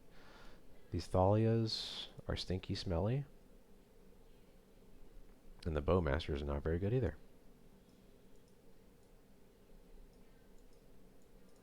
You can ham and hobble whether it's supposed to keep one Bowmaster, or like a second Bowmaster in over the Jite, potentially, but neither are very good, so.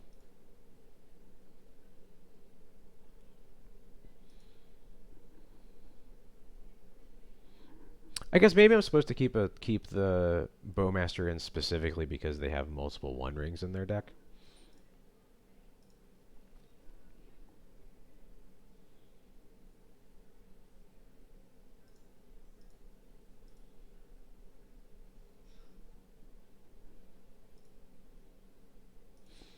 It's pretty mid, but it has Thoughtseize and can surveil into other stuff. We have Formal Wear so we can like aggressively surveil for things too. And my opponent's milling to 6, so I think this is fine. GTA does kill more than just Welder, but it is very mana intensive in a matchup where I think if you don't feel super under pressure with what you're spending your mana on for the most part, I think you're already in a good spot. It's an oversimplification. Like I think GTA is fine. I'm keeping it in for a reason, but like I don't think it is that simple. Especially because of the One Ring in their deck.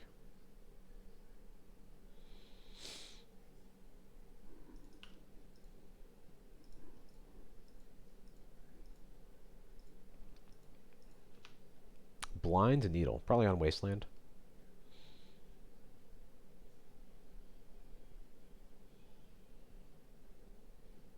Yep.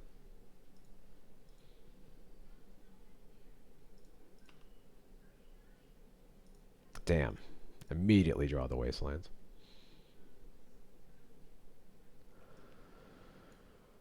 Grindstone and Painter Servant. I guess I just take the...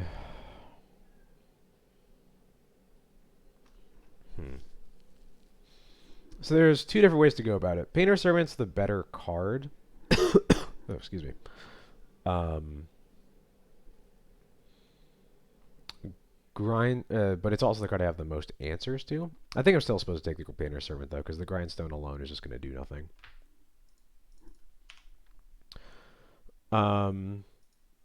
What's a lot? Yeah, Leyline is absolutely not for matchups like this.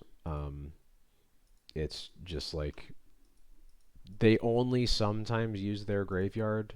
The games go long, and Leylines are just going to be dead draws. there's way too many ways that the game can go for Leyline to be something I'm interested in to putting into my deck. There are certain hands from Painter where certainly it'll just like completely demolish them, but I think those are an exception to the rule. Gross. Okay. Well, Engineer was probably, I guess Engineer and Welder are both pretty bad.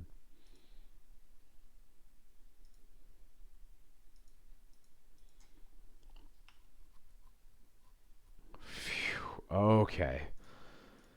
Thank God.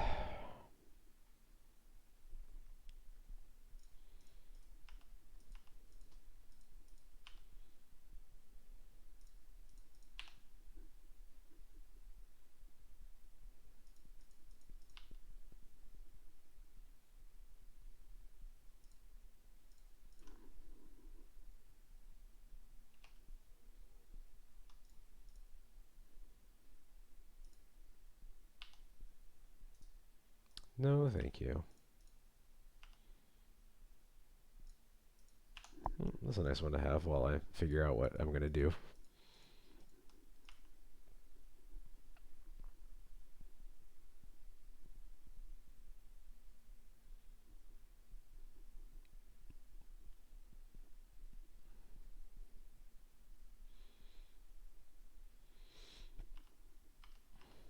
Can I get a Lion Sash here? Lion Sash would actually be pretty sick.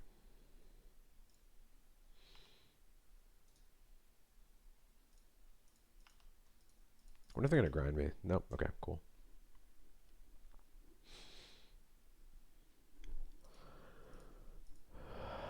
I'm going to cast the Skyclave. I'm not actually sure what I'm putting it on because I could...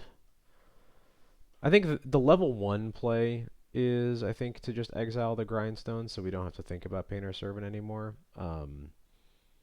It is kind of interesting to Skyclave the Needle so that you can Wasteland the Tomb because they are currently 1 mana off of unearthing the Phyrexian Dragon Engine. But I'm not 100% sure that that's like the biggest deal.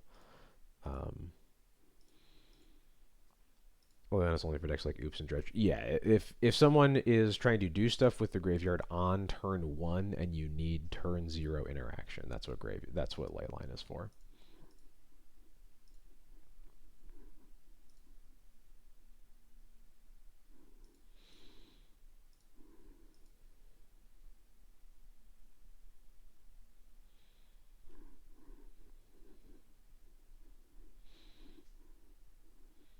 I'm really not sure which I'm supposed to do. I guess I probably don't need to be that afraid of Painter Servant because I have the Swords to Plowshares in my hands too. So I think I like going after their mana.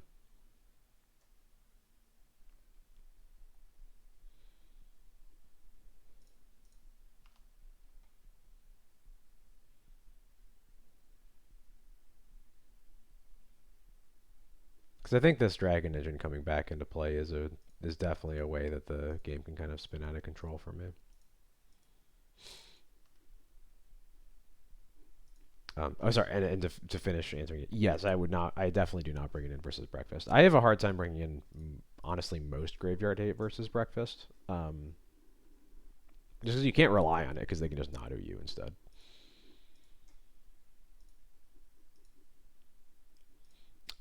They're usually pretty resilient to it with most lists play Memory's Journey. And you're also you're vulnerable to the order in which they mill their cards sometimes because if they hit a Therapy early with an Archimedes, then they can anything like Fairy Macabre or Surgical, and they can just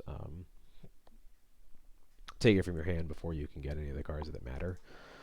Yeah, generally Fairy Macabre is basically the only good graveyard card versus Breakfast. That's true. Most lists don't play Therapy anymore. That is true. I forgot about that.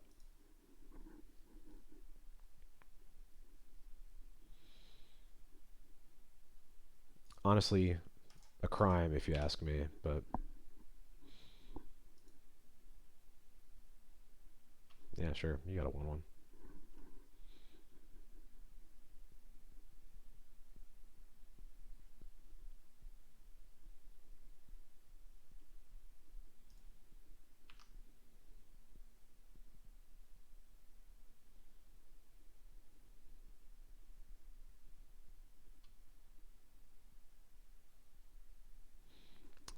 Chemotherapy's not a bad card, though. It's the best card.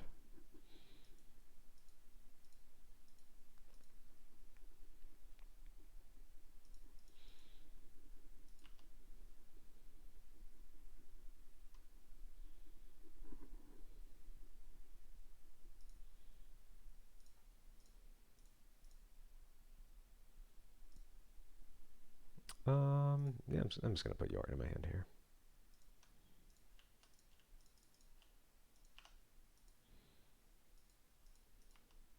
I can't get therapy because of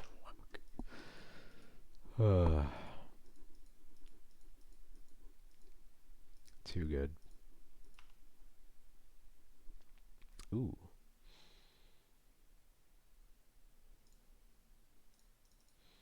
I think this is a pretty easy Phantom Blade Stoneforge. Or no, it's Lion Sash. What am I doing? Lion Sash. I guess it could be Phantom Blade still. But it's almost certainly Lion Sash.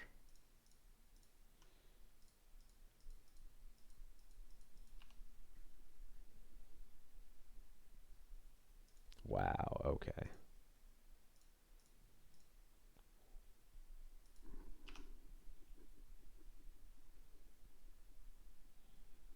And I exiled my formal wear too. Alright, we got a White Orchid Phantom for that.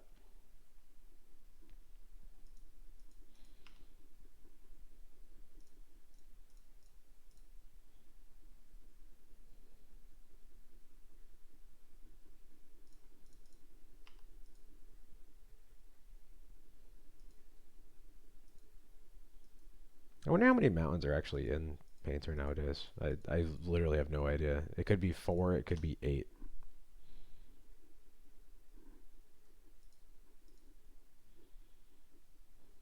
Whatever the number is, it's a bad one for a White Orchid Phantom. It's a bad count for a White Orchid Phantom, but that's okay. 8 to 10, yeah, that sounds about right. I guess it's mono red I'm thinking of that plays like 3 or 4. But that is different from Painter. I'm going to laugh when they get another Painter Servant into play, and then we exile it, and they're going to be... they're going to only have 1 Painter left in their deck.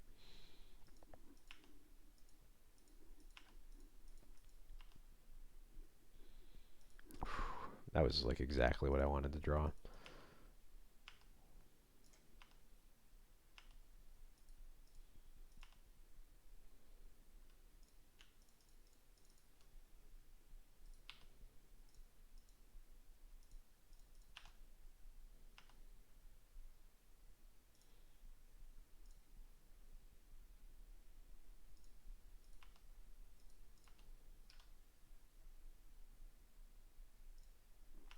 Now we are definitely Phantom Blading with this Stoneforge.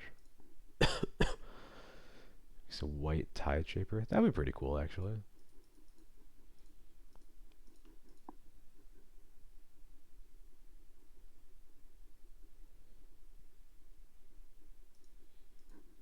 They loot an Ancient Tomb. Okay.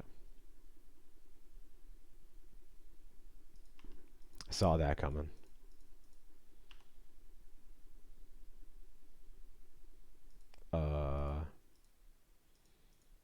First strike moment?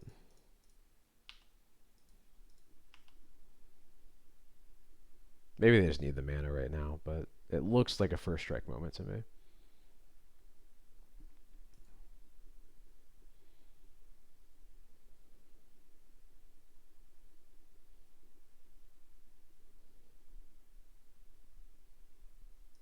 I think that was a first strike moment.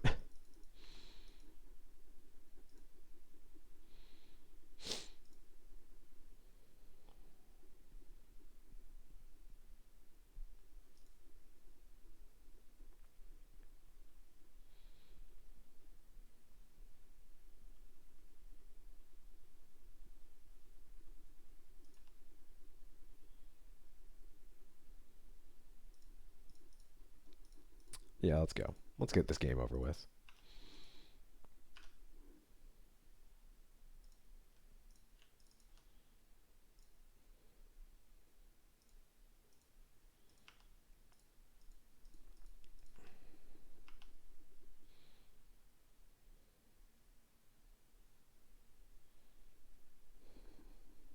once blocked a Thalia with Venser, and your opponent Karakas their Thalia.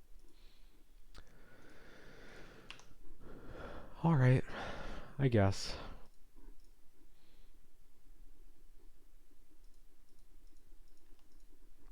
It is a legal play. That's all I got.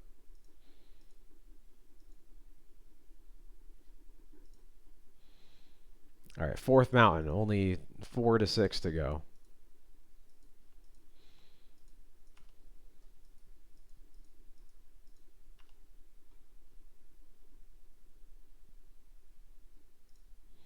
I mean, it's never going to get better. I'm guessing it's a land. I don't know what they would have for 4 mana that... We'll never know.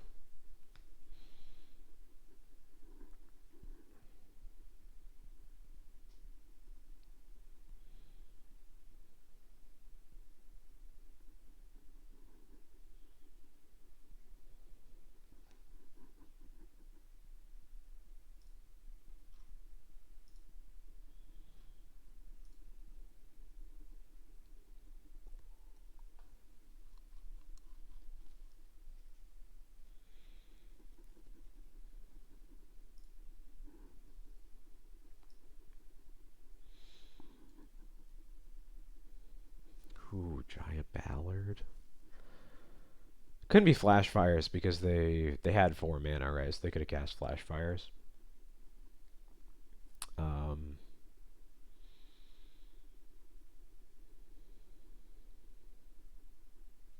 got nothing.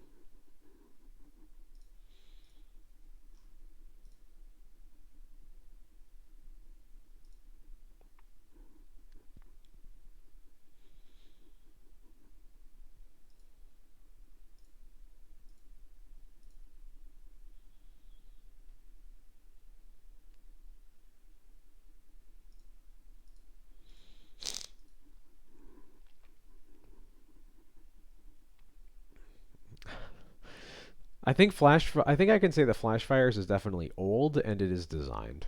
I'm not sure if I would say it's anything else.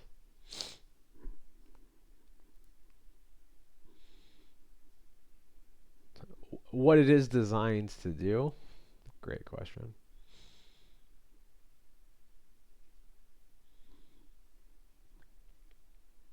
It's playing to a modern grinder in game 1 of their match. That first strike happens first. They got to explain that double strike happens. First off, was it because of Mirror Crusader? And second off, nah, I don't have one. I mean, I know even grinders don't know how first strike works. I have won far too many matches because my opponents just did not understand how first strike works. Yeah, it was Mirror Crusader, hell yeah.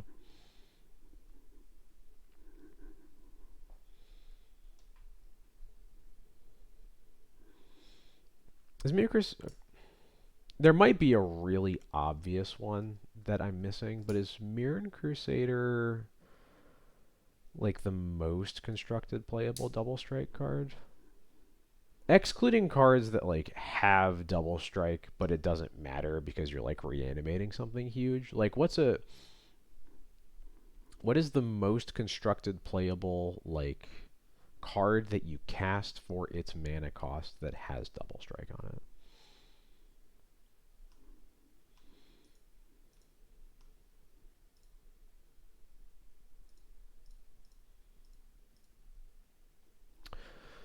Embercleave, you know, I did not specify creature. Also, technically, you are not casting Embercleave for its mana cost. But I realize I'm kind of stretching that a little bit. I'm specifically thinking of like creatures because I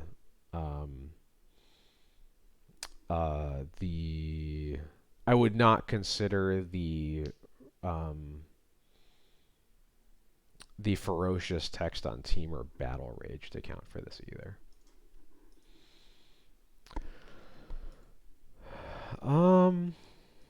Sand is okay.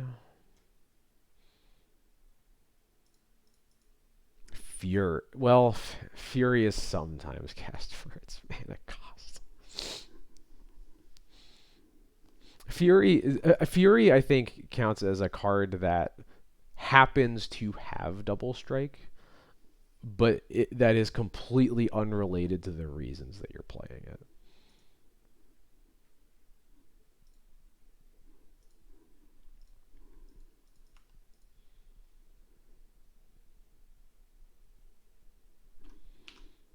Basic swamp pass, huh? Could be Reanimator.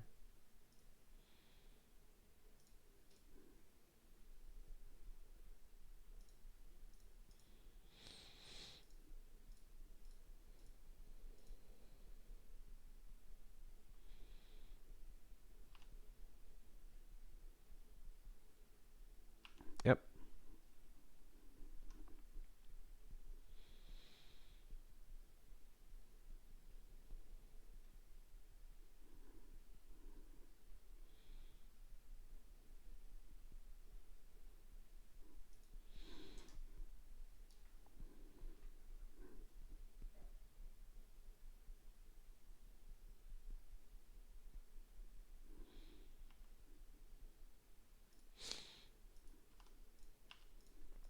All right, they are going for Atraxa. Notably, I wonder. I'm like thinking about whether it's okay to bring in Leyline against Reanimator now that they don't have Psychic Frog. They don't like it used to be bad because like the problem was the grief. Um, like the scam fair half of the deck was too good to rely on Leyline, but now their fair plan kind of doesn't exist. It's like Orcish Bowmasters and Brazen Borrowers, and that's it. So I wonder if you can bring in Leyline. The problem obviously is that they are bringing in Brazen Borrowers, but and they usually have like 1 to 2 main decks. So I'm not sure. Deleting Heart on Barrowglyph, okay, that makes sense. Although Leyline does also work against Barrowglyph, and it's not like I'm taking out any of my removal, right? So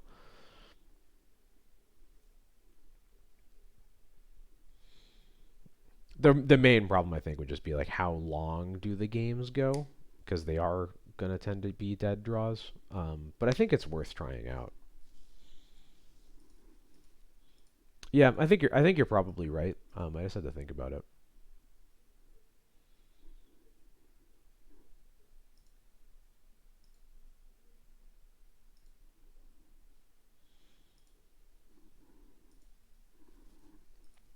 Some Reanimator lists have played Grizzlebrands recently.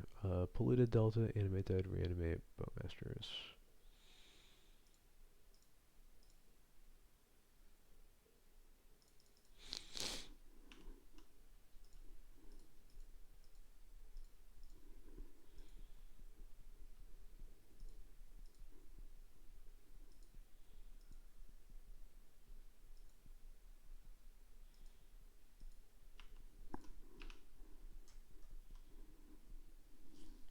The Stream Decker is very much not updated. Sorry. Actually, I can let me do that now.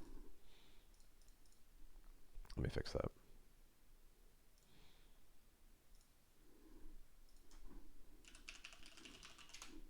I'm so not really prepared because I had to completely remake my OBS scenes for streaming. Because I'm streaming from a new computer now. Documents. Yeah, there we go. Okay, cool. Okay. The Stream Decker is now up to date. Now you can type exclamation point deck. Alright, what's happening? My opponents brainstormed and then discarded a Bowmasters. Interesting. Much to consider.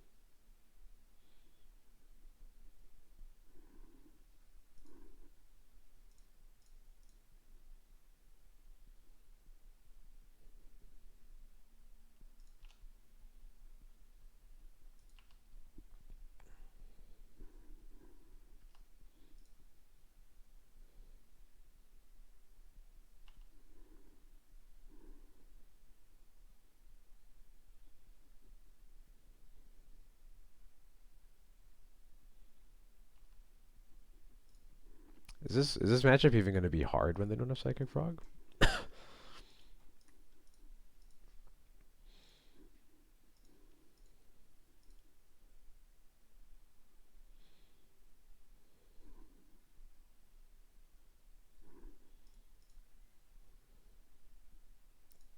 Wow.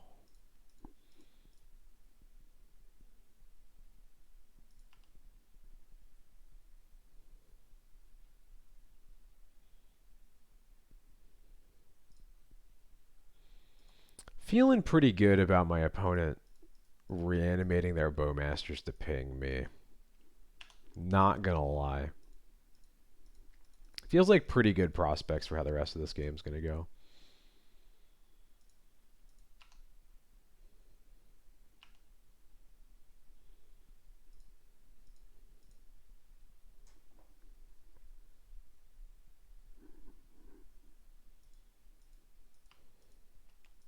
I am certain that I'll eat my words, but...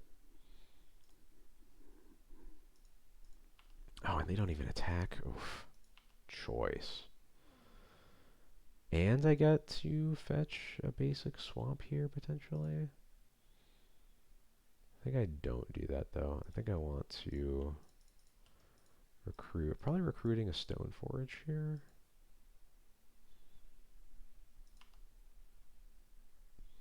I also could just pass the turn, maybe, but...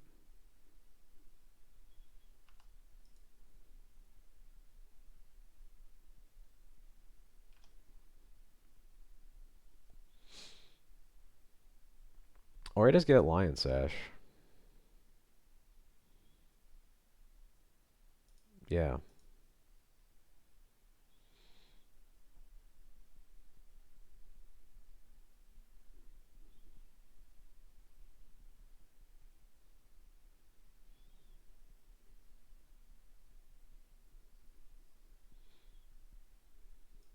It is certainly possible, but like it's hard to imagine them winning if they just don't get to Entomb Archon and put it into play.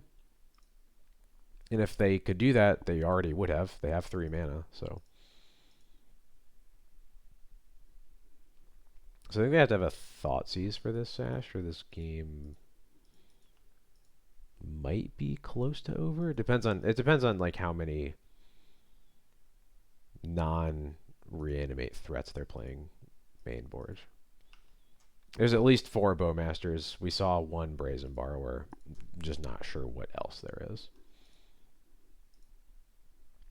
I guess they could get up to like hard casting trolls is probably the next most realistic thing.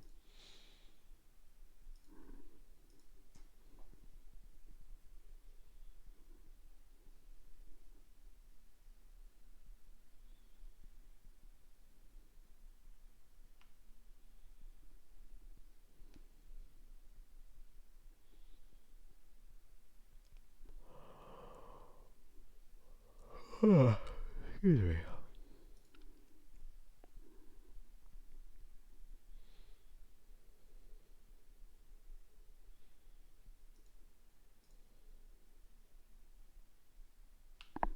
All right. Not getting anywhere close to hard casting trolls if that's what's happening though. They just keep wastelanding me.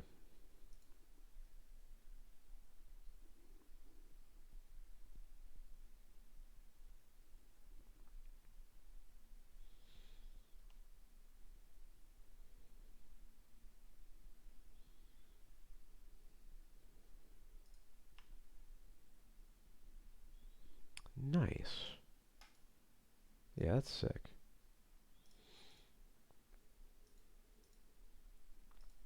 Please don't force me. Let's go.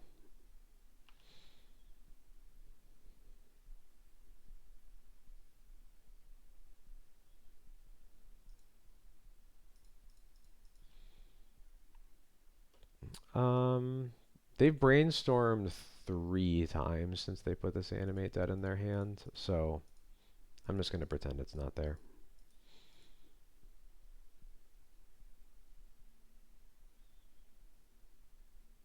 3 black mana.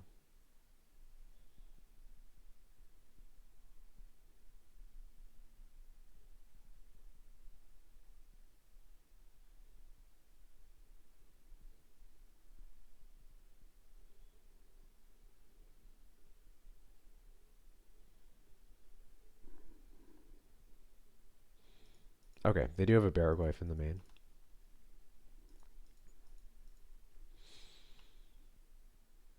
No way to get rid of a card type. Because they have 3 sorceries. There's at least 4. There's 5 instants and 1,000,000 lands. So I think I am just going to get a plains here, and I'm gonna eat.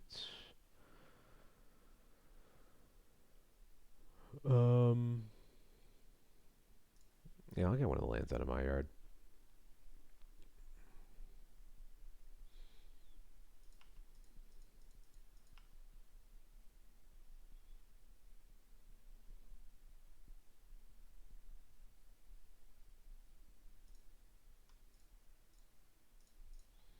Didn't have force before. Do you have it now?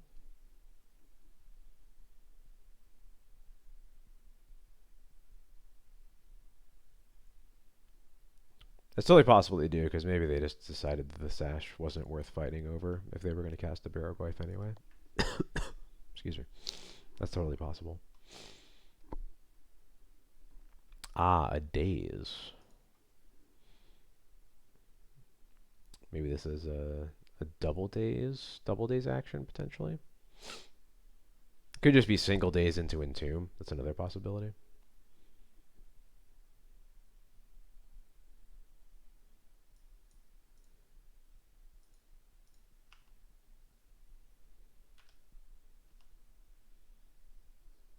I feel like double daze is the most likely, though. No, single daze into... Okay, probably single daze into Entomb, then.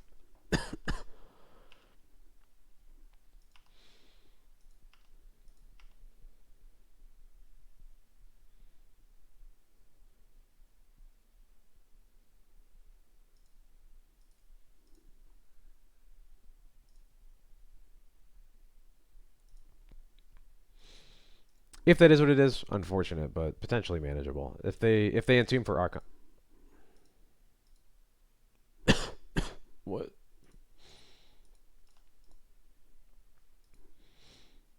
What?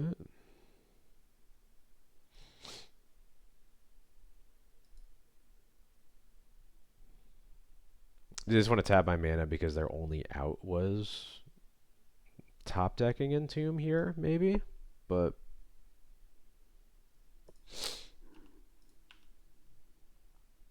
I'm just not sure about that.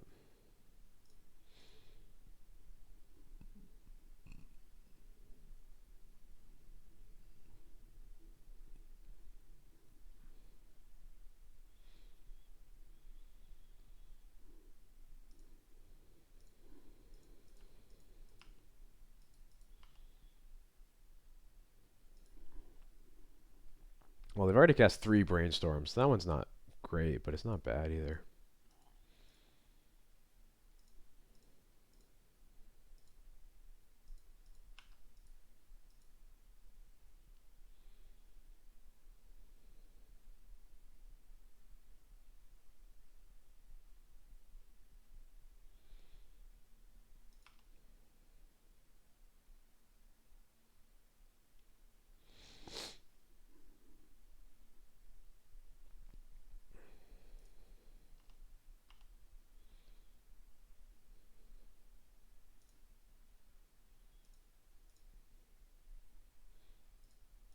I think I'm going to pump twice here.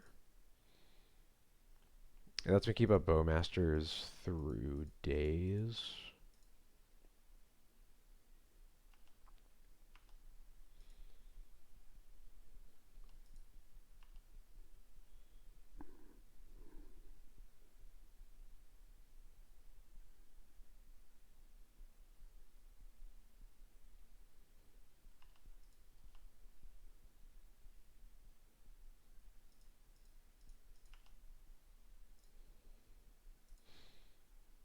And I think I am supposed to Bowmasters here now, just to put the pressure on.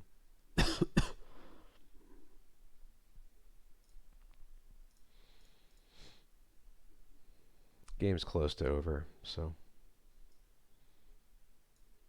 They could have like a hard cast force here. That would be fine.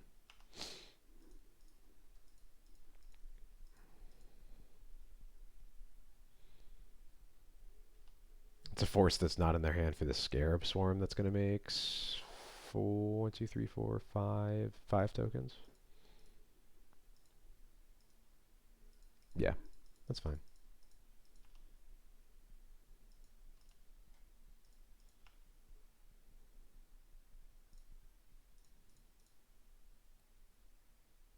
I guess I'll attack with Sash first.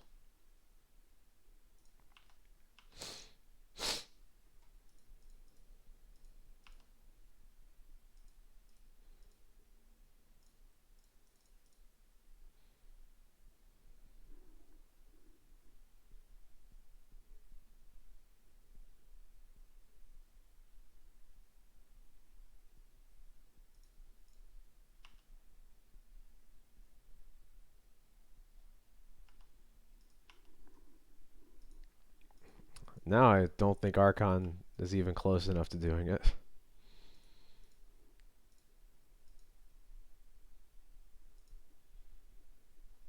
Alright, cool. Alright, so yeah, I think I like bringing in Leyline's Cages plus the Paths. Cutting the Thalias for sure. Cutting the Wisps. Cutting Cauldra. Cutting Jite. And I only need 2 more cuts. Bowmaster is not that good in this matchup.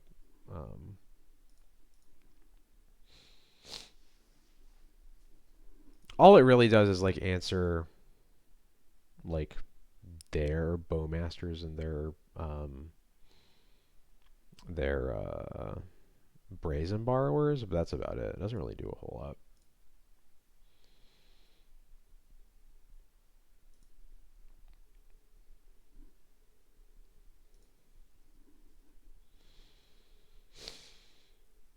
I guess one thing I do have to be mindful of is, again, I guess, yeah, these Skyclaves aren't very good, are they?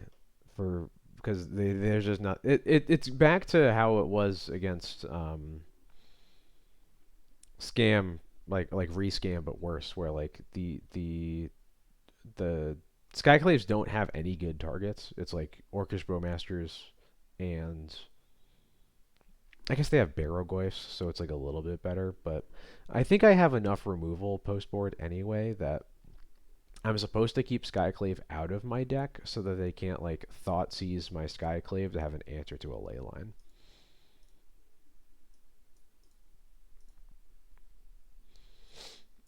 I'll keep 1 in my deck to recruit for, but I think cutting on the Skyclaves makes sense. We'll try this. We're at least having the number of Leyline answers in our deck, because we start with 3 Skyclaves and 1 Witch Enchanter. We're going down to only 1 Skyclave. Feels at least a bit better.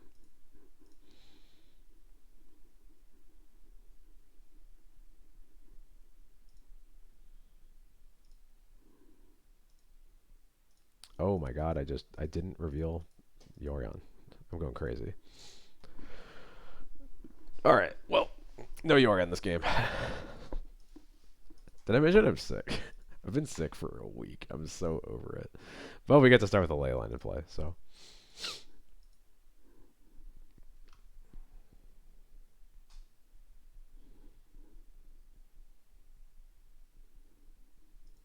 Yeah, the Yorion's just in my deck. I'm just mind gaming them.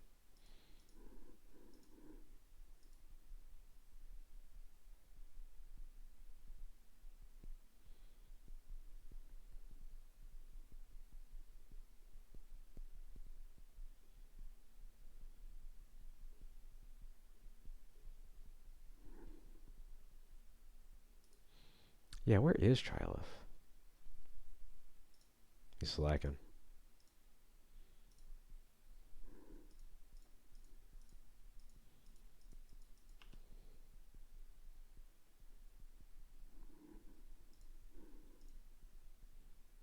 Untap Black Source would be cool.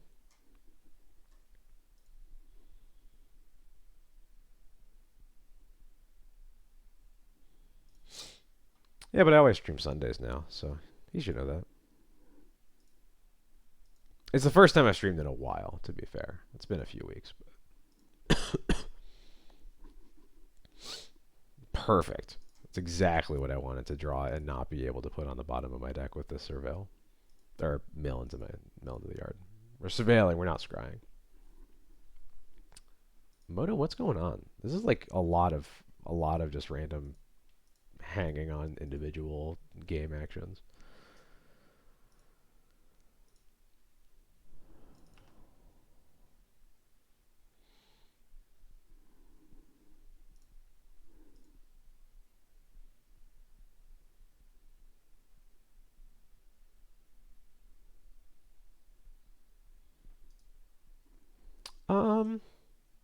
Yeah, I'll keep more removal. It's notably getting worse the later it gets.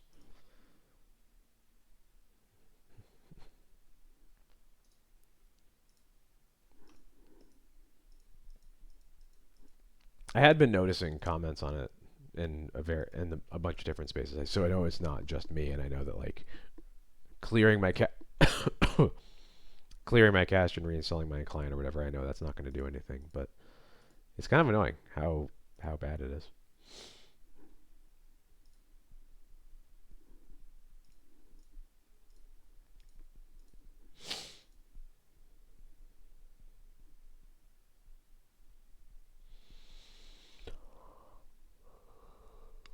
Excuse me.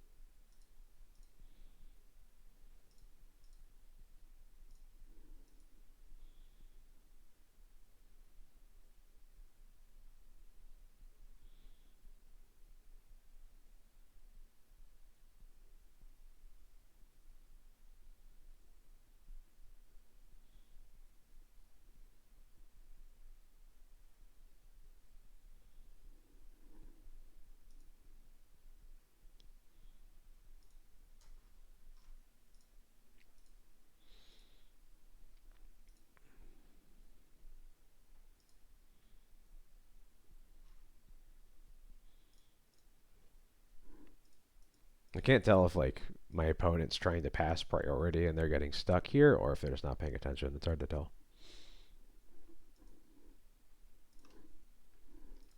Oh, it's chugging.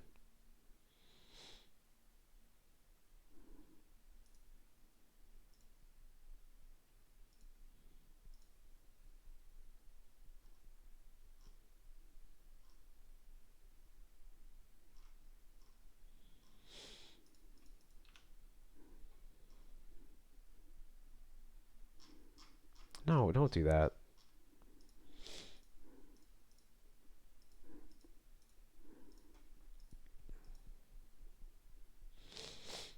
That's the thing I wanted to happen the least. But now they're just main phase brainstorming. Alright. Better have a troll over there or something. Still like no reason to do it now. Wait till my end step or whatever.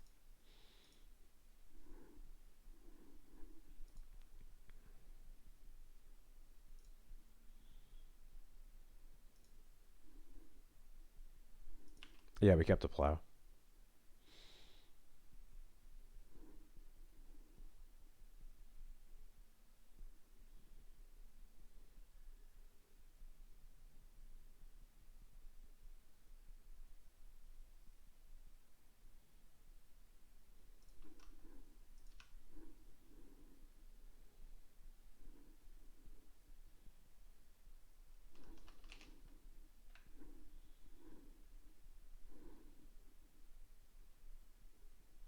I was just thinking that. It's like if Moto's just going to take like an eternity with every game action, I'm glad I'm up 8 minutes.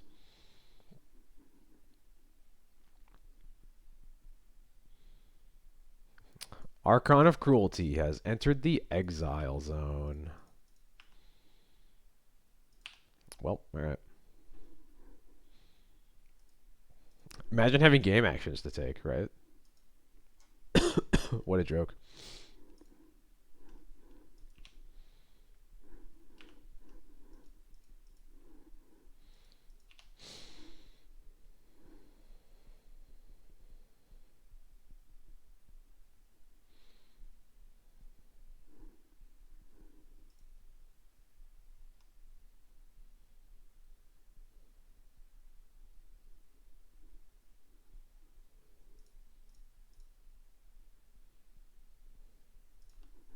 Easy. Do I get a scrub land, or do I just wait? Because if I get wastelanded another time, I'll cry. But maybe that's fine because I got to Thoughtseize them. Yeah, I'm just gonna Thoughtseize.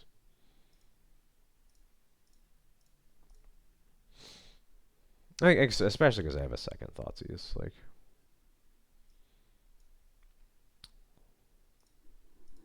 lovely, beautiful hand. Swamp and Dismember. Oh, there we go.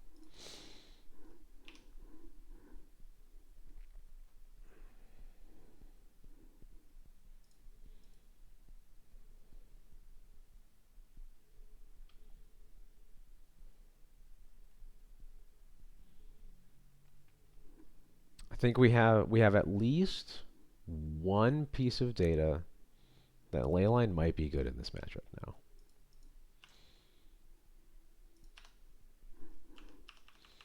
Am I supposed to just Thoughtseize them now? I guess when else am I going to Thoughtseize them, right?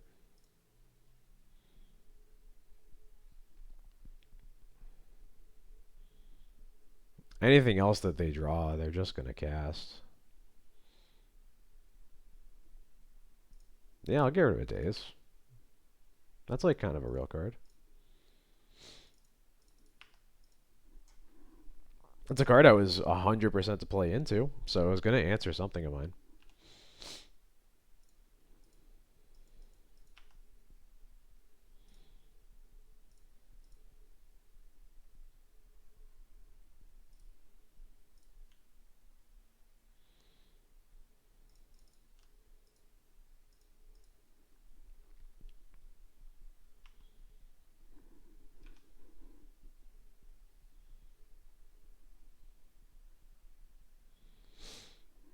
What am I even supposed to get here? Probably Stoneforge.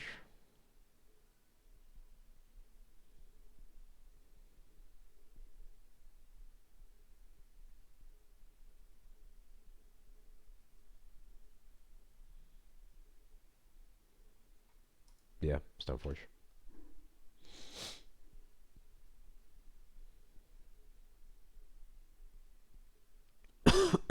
Excuse me.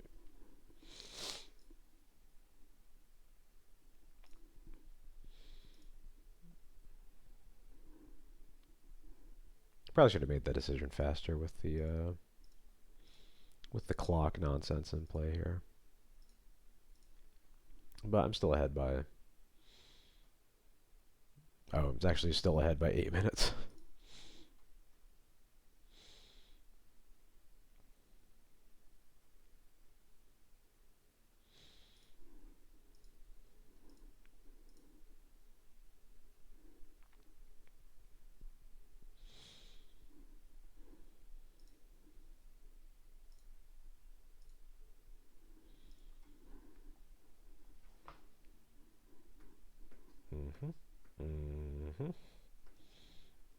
Yep.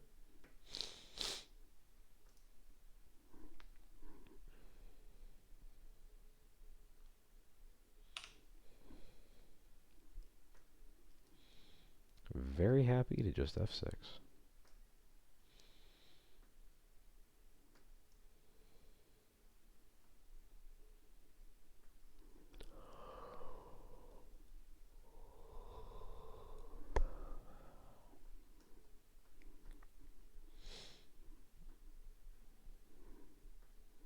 Feels weird that I'm going back to work tomorrow. I took this whole week off of work, unsurprisingly. So it feels like the next like day and a half basically that I work before New Year's is going to be really fake. But not quite as fake as the 2 days after New Year's that I'm gonna work. So feels like a fake work week all around.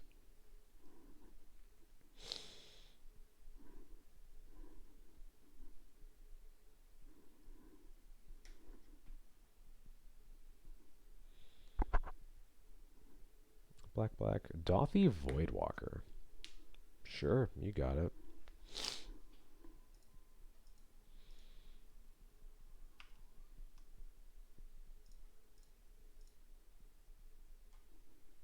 Yeah, I'll kill that.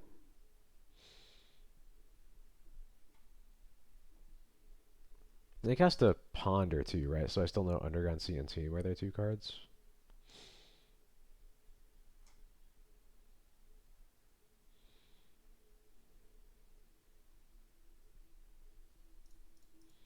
Yeah, I'm just gonna Stoneforge for Phantom Blade.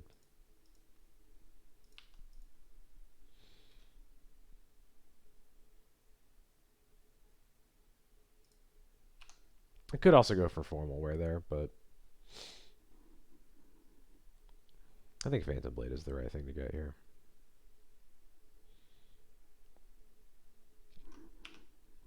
Just max out on removal spells while my opponent still doesn't have a threat in play and is nowhere close to putting one in.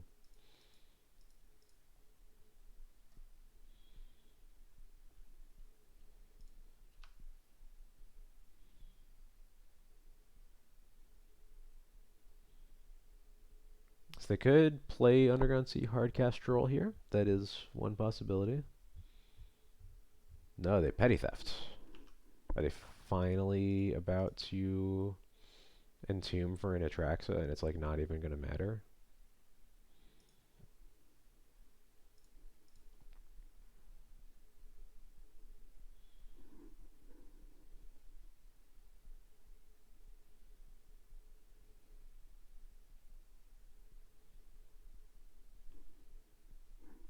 Entomb for a Troll even.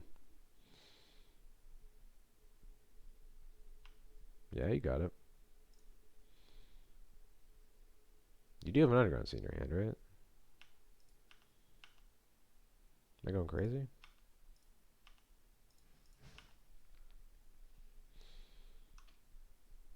So I could hardcast a Leyline here just to get it down.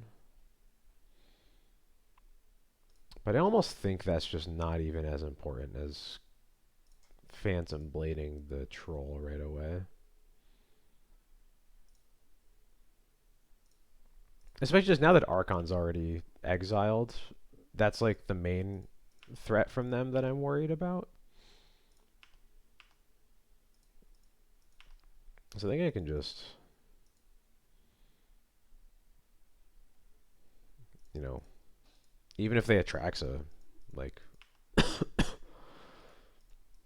first off, I'm pretty sure they just have Underground Sea in their hand, unless I'm missing something.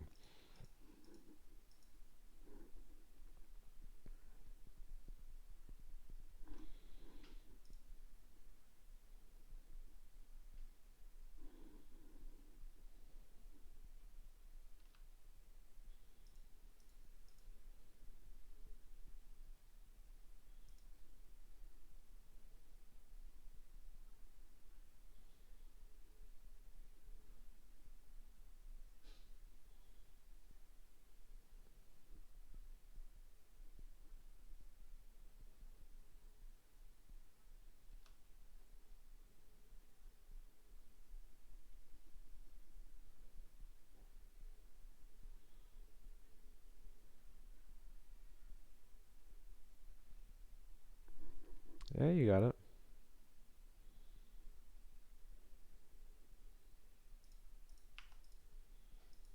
I'm like almost dead now. Formal wear. I have no formal wear targets right now, which is kind of funny.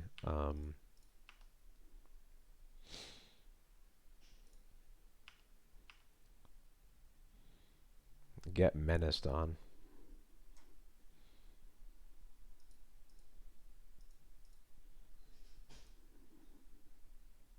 Can't do that.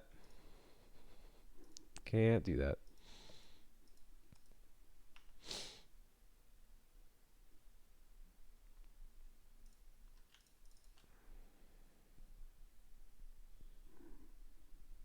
Yeah, this is still game 2.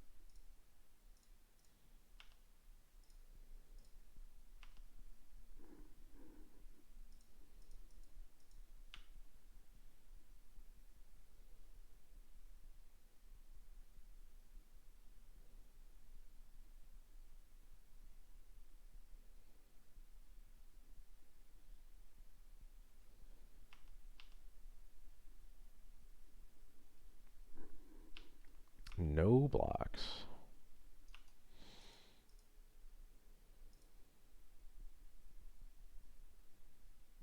Yep, there we go. All right, cool. Pretty solid 4-1. Losing to Oops All Spells.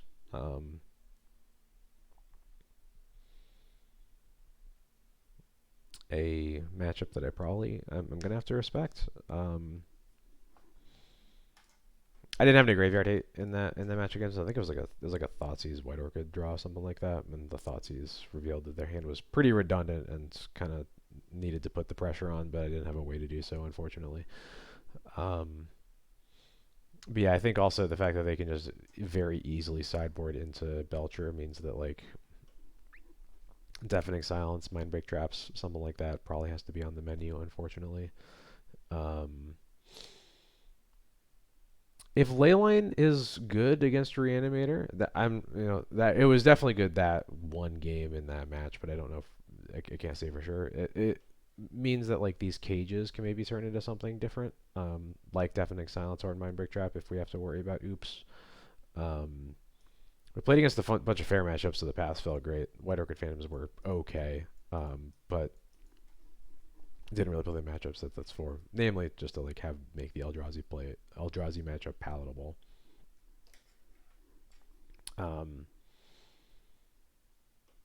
Scarestorm was pretty hot. If you're playing against fair decks, it's back to being real sick. Real sick way to make a bunch of tokens. Bowmasters was pretty great. The GT ended up not mattering basically at all.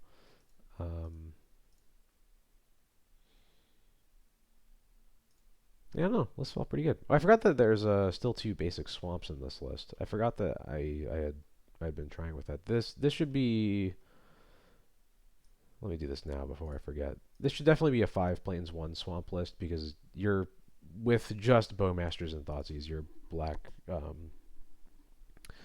requirements are definitely quite a bit lower. The second swamp was in there mostly to facilitate Emperor Bones. But yeah, deck felt pretty good. I mentioned earlier there's an Overlord list that won the challenge that happened today. My previous adventures in the land of Overlord of the Bailmark weren't super exciting to me, but if that build starts to show some promise, then I'll have to take a look at it.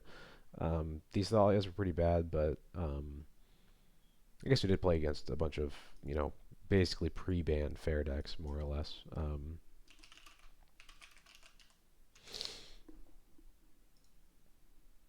So we'll have to see. There's mostly just in there to like cover my bases when I know that there's a lot of gross combo decks out there, and like no, Thalia is not a holistic plan against them.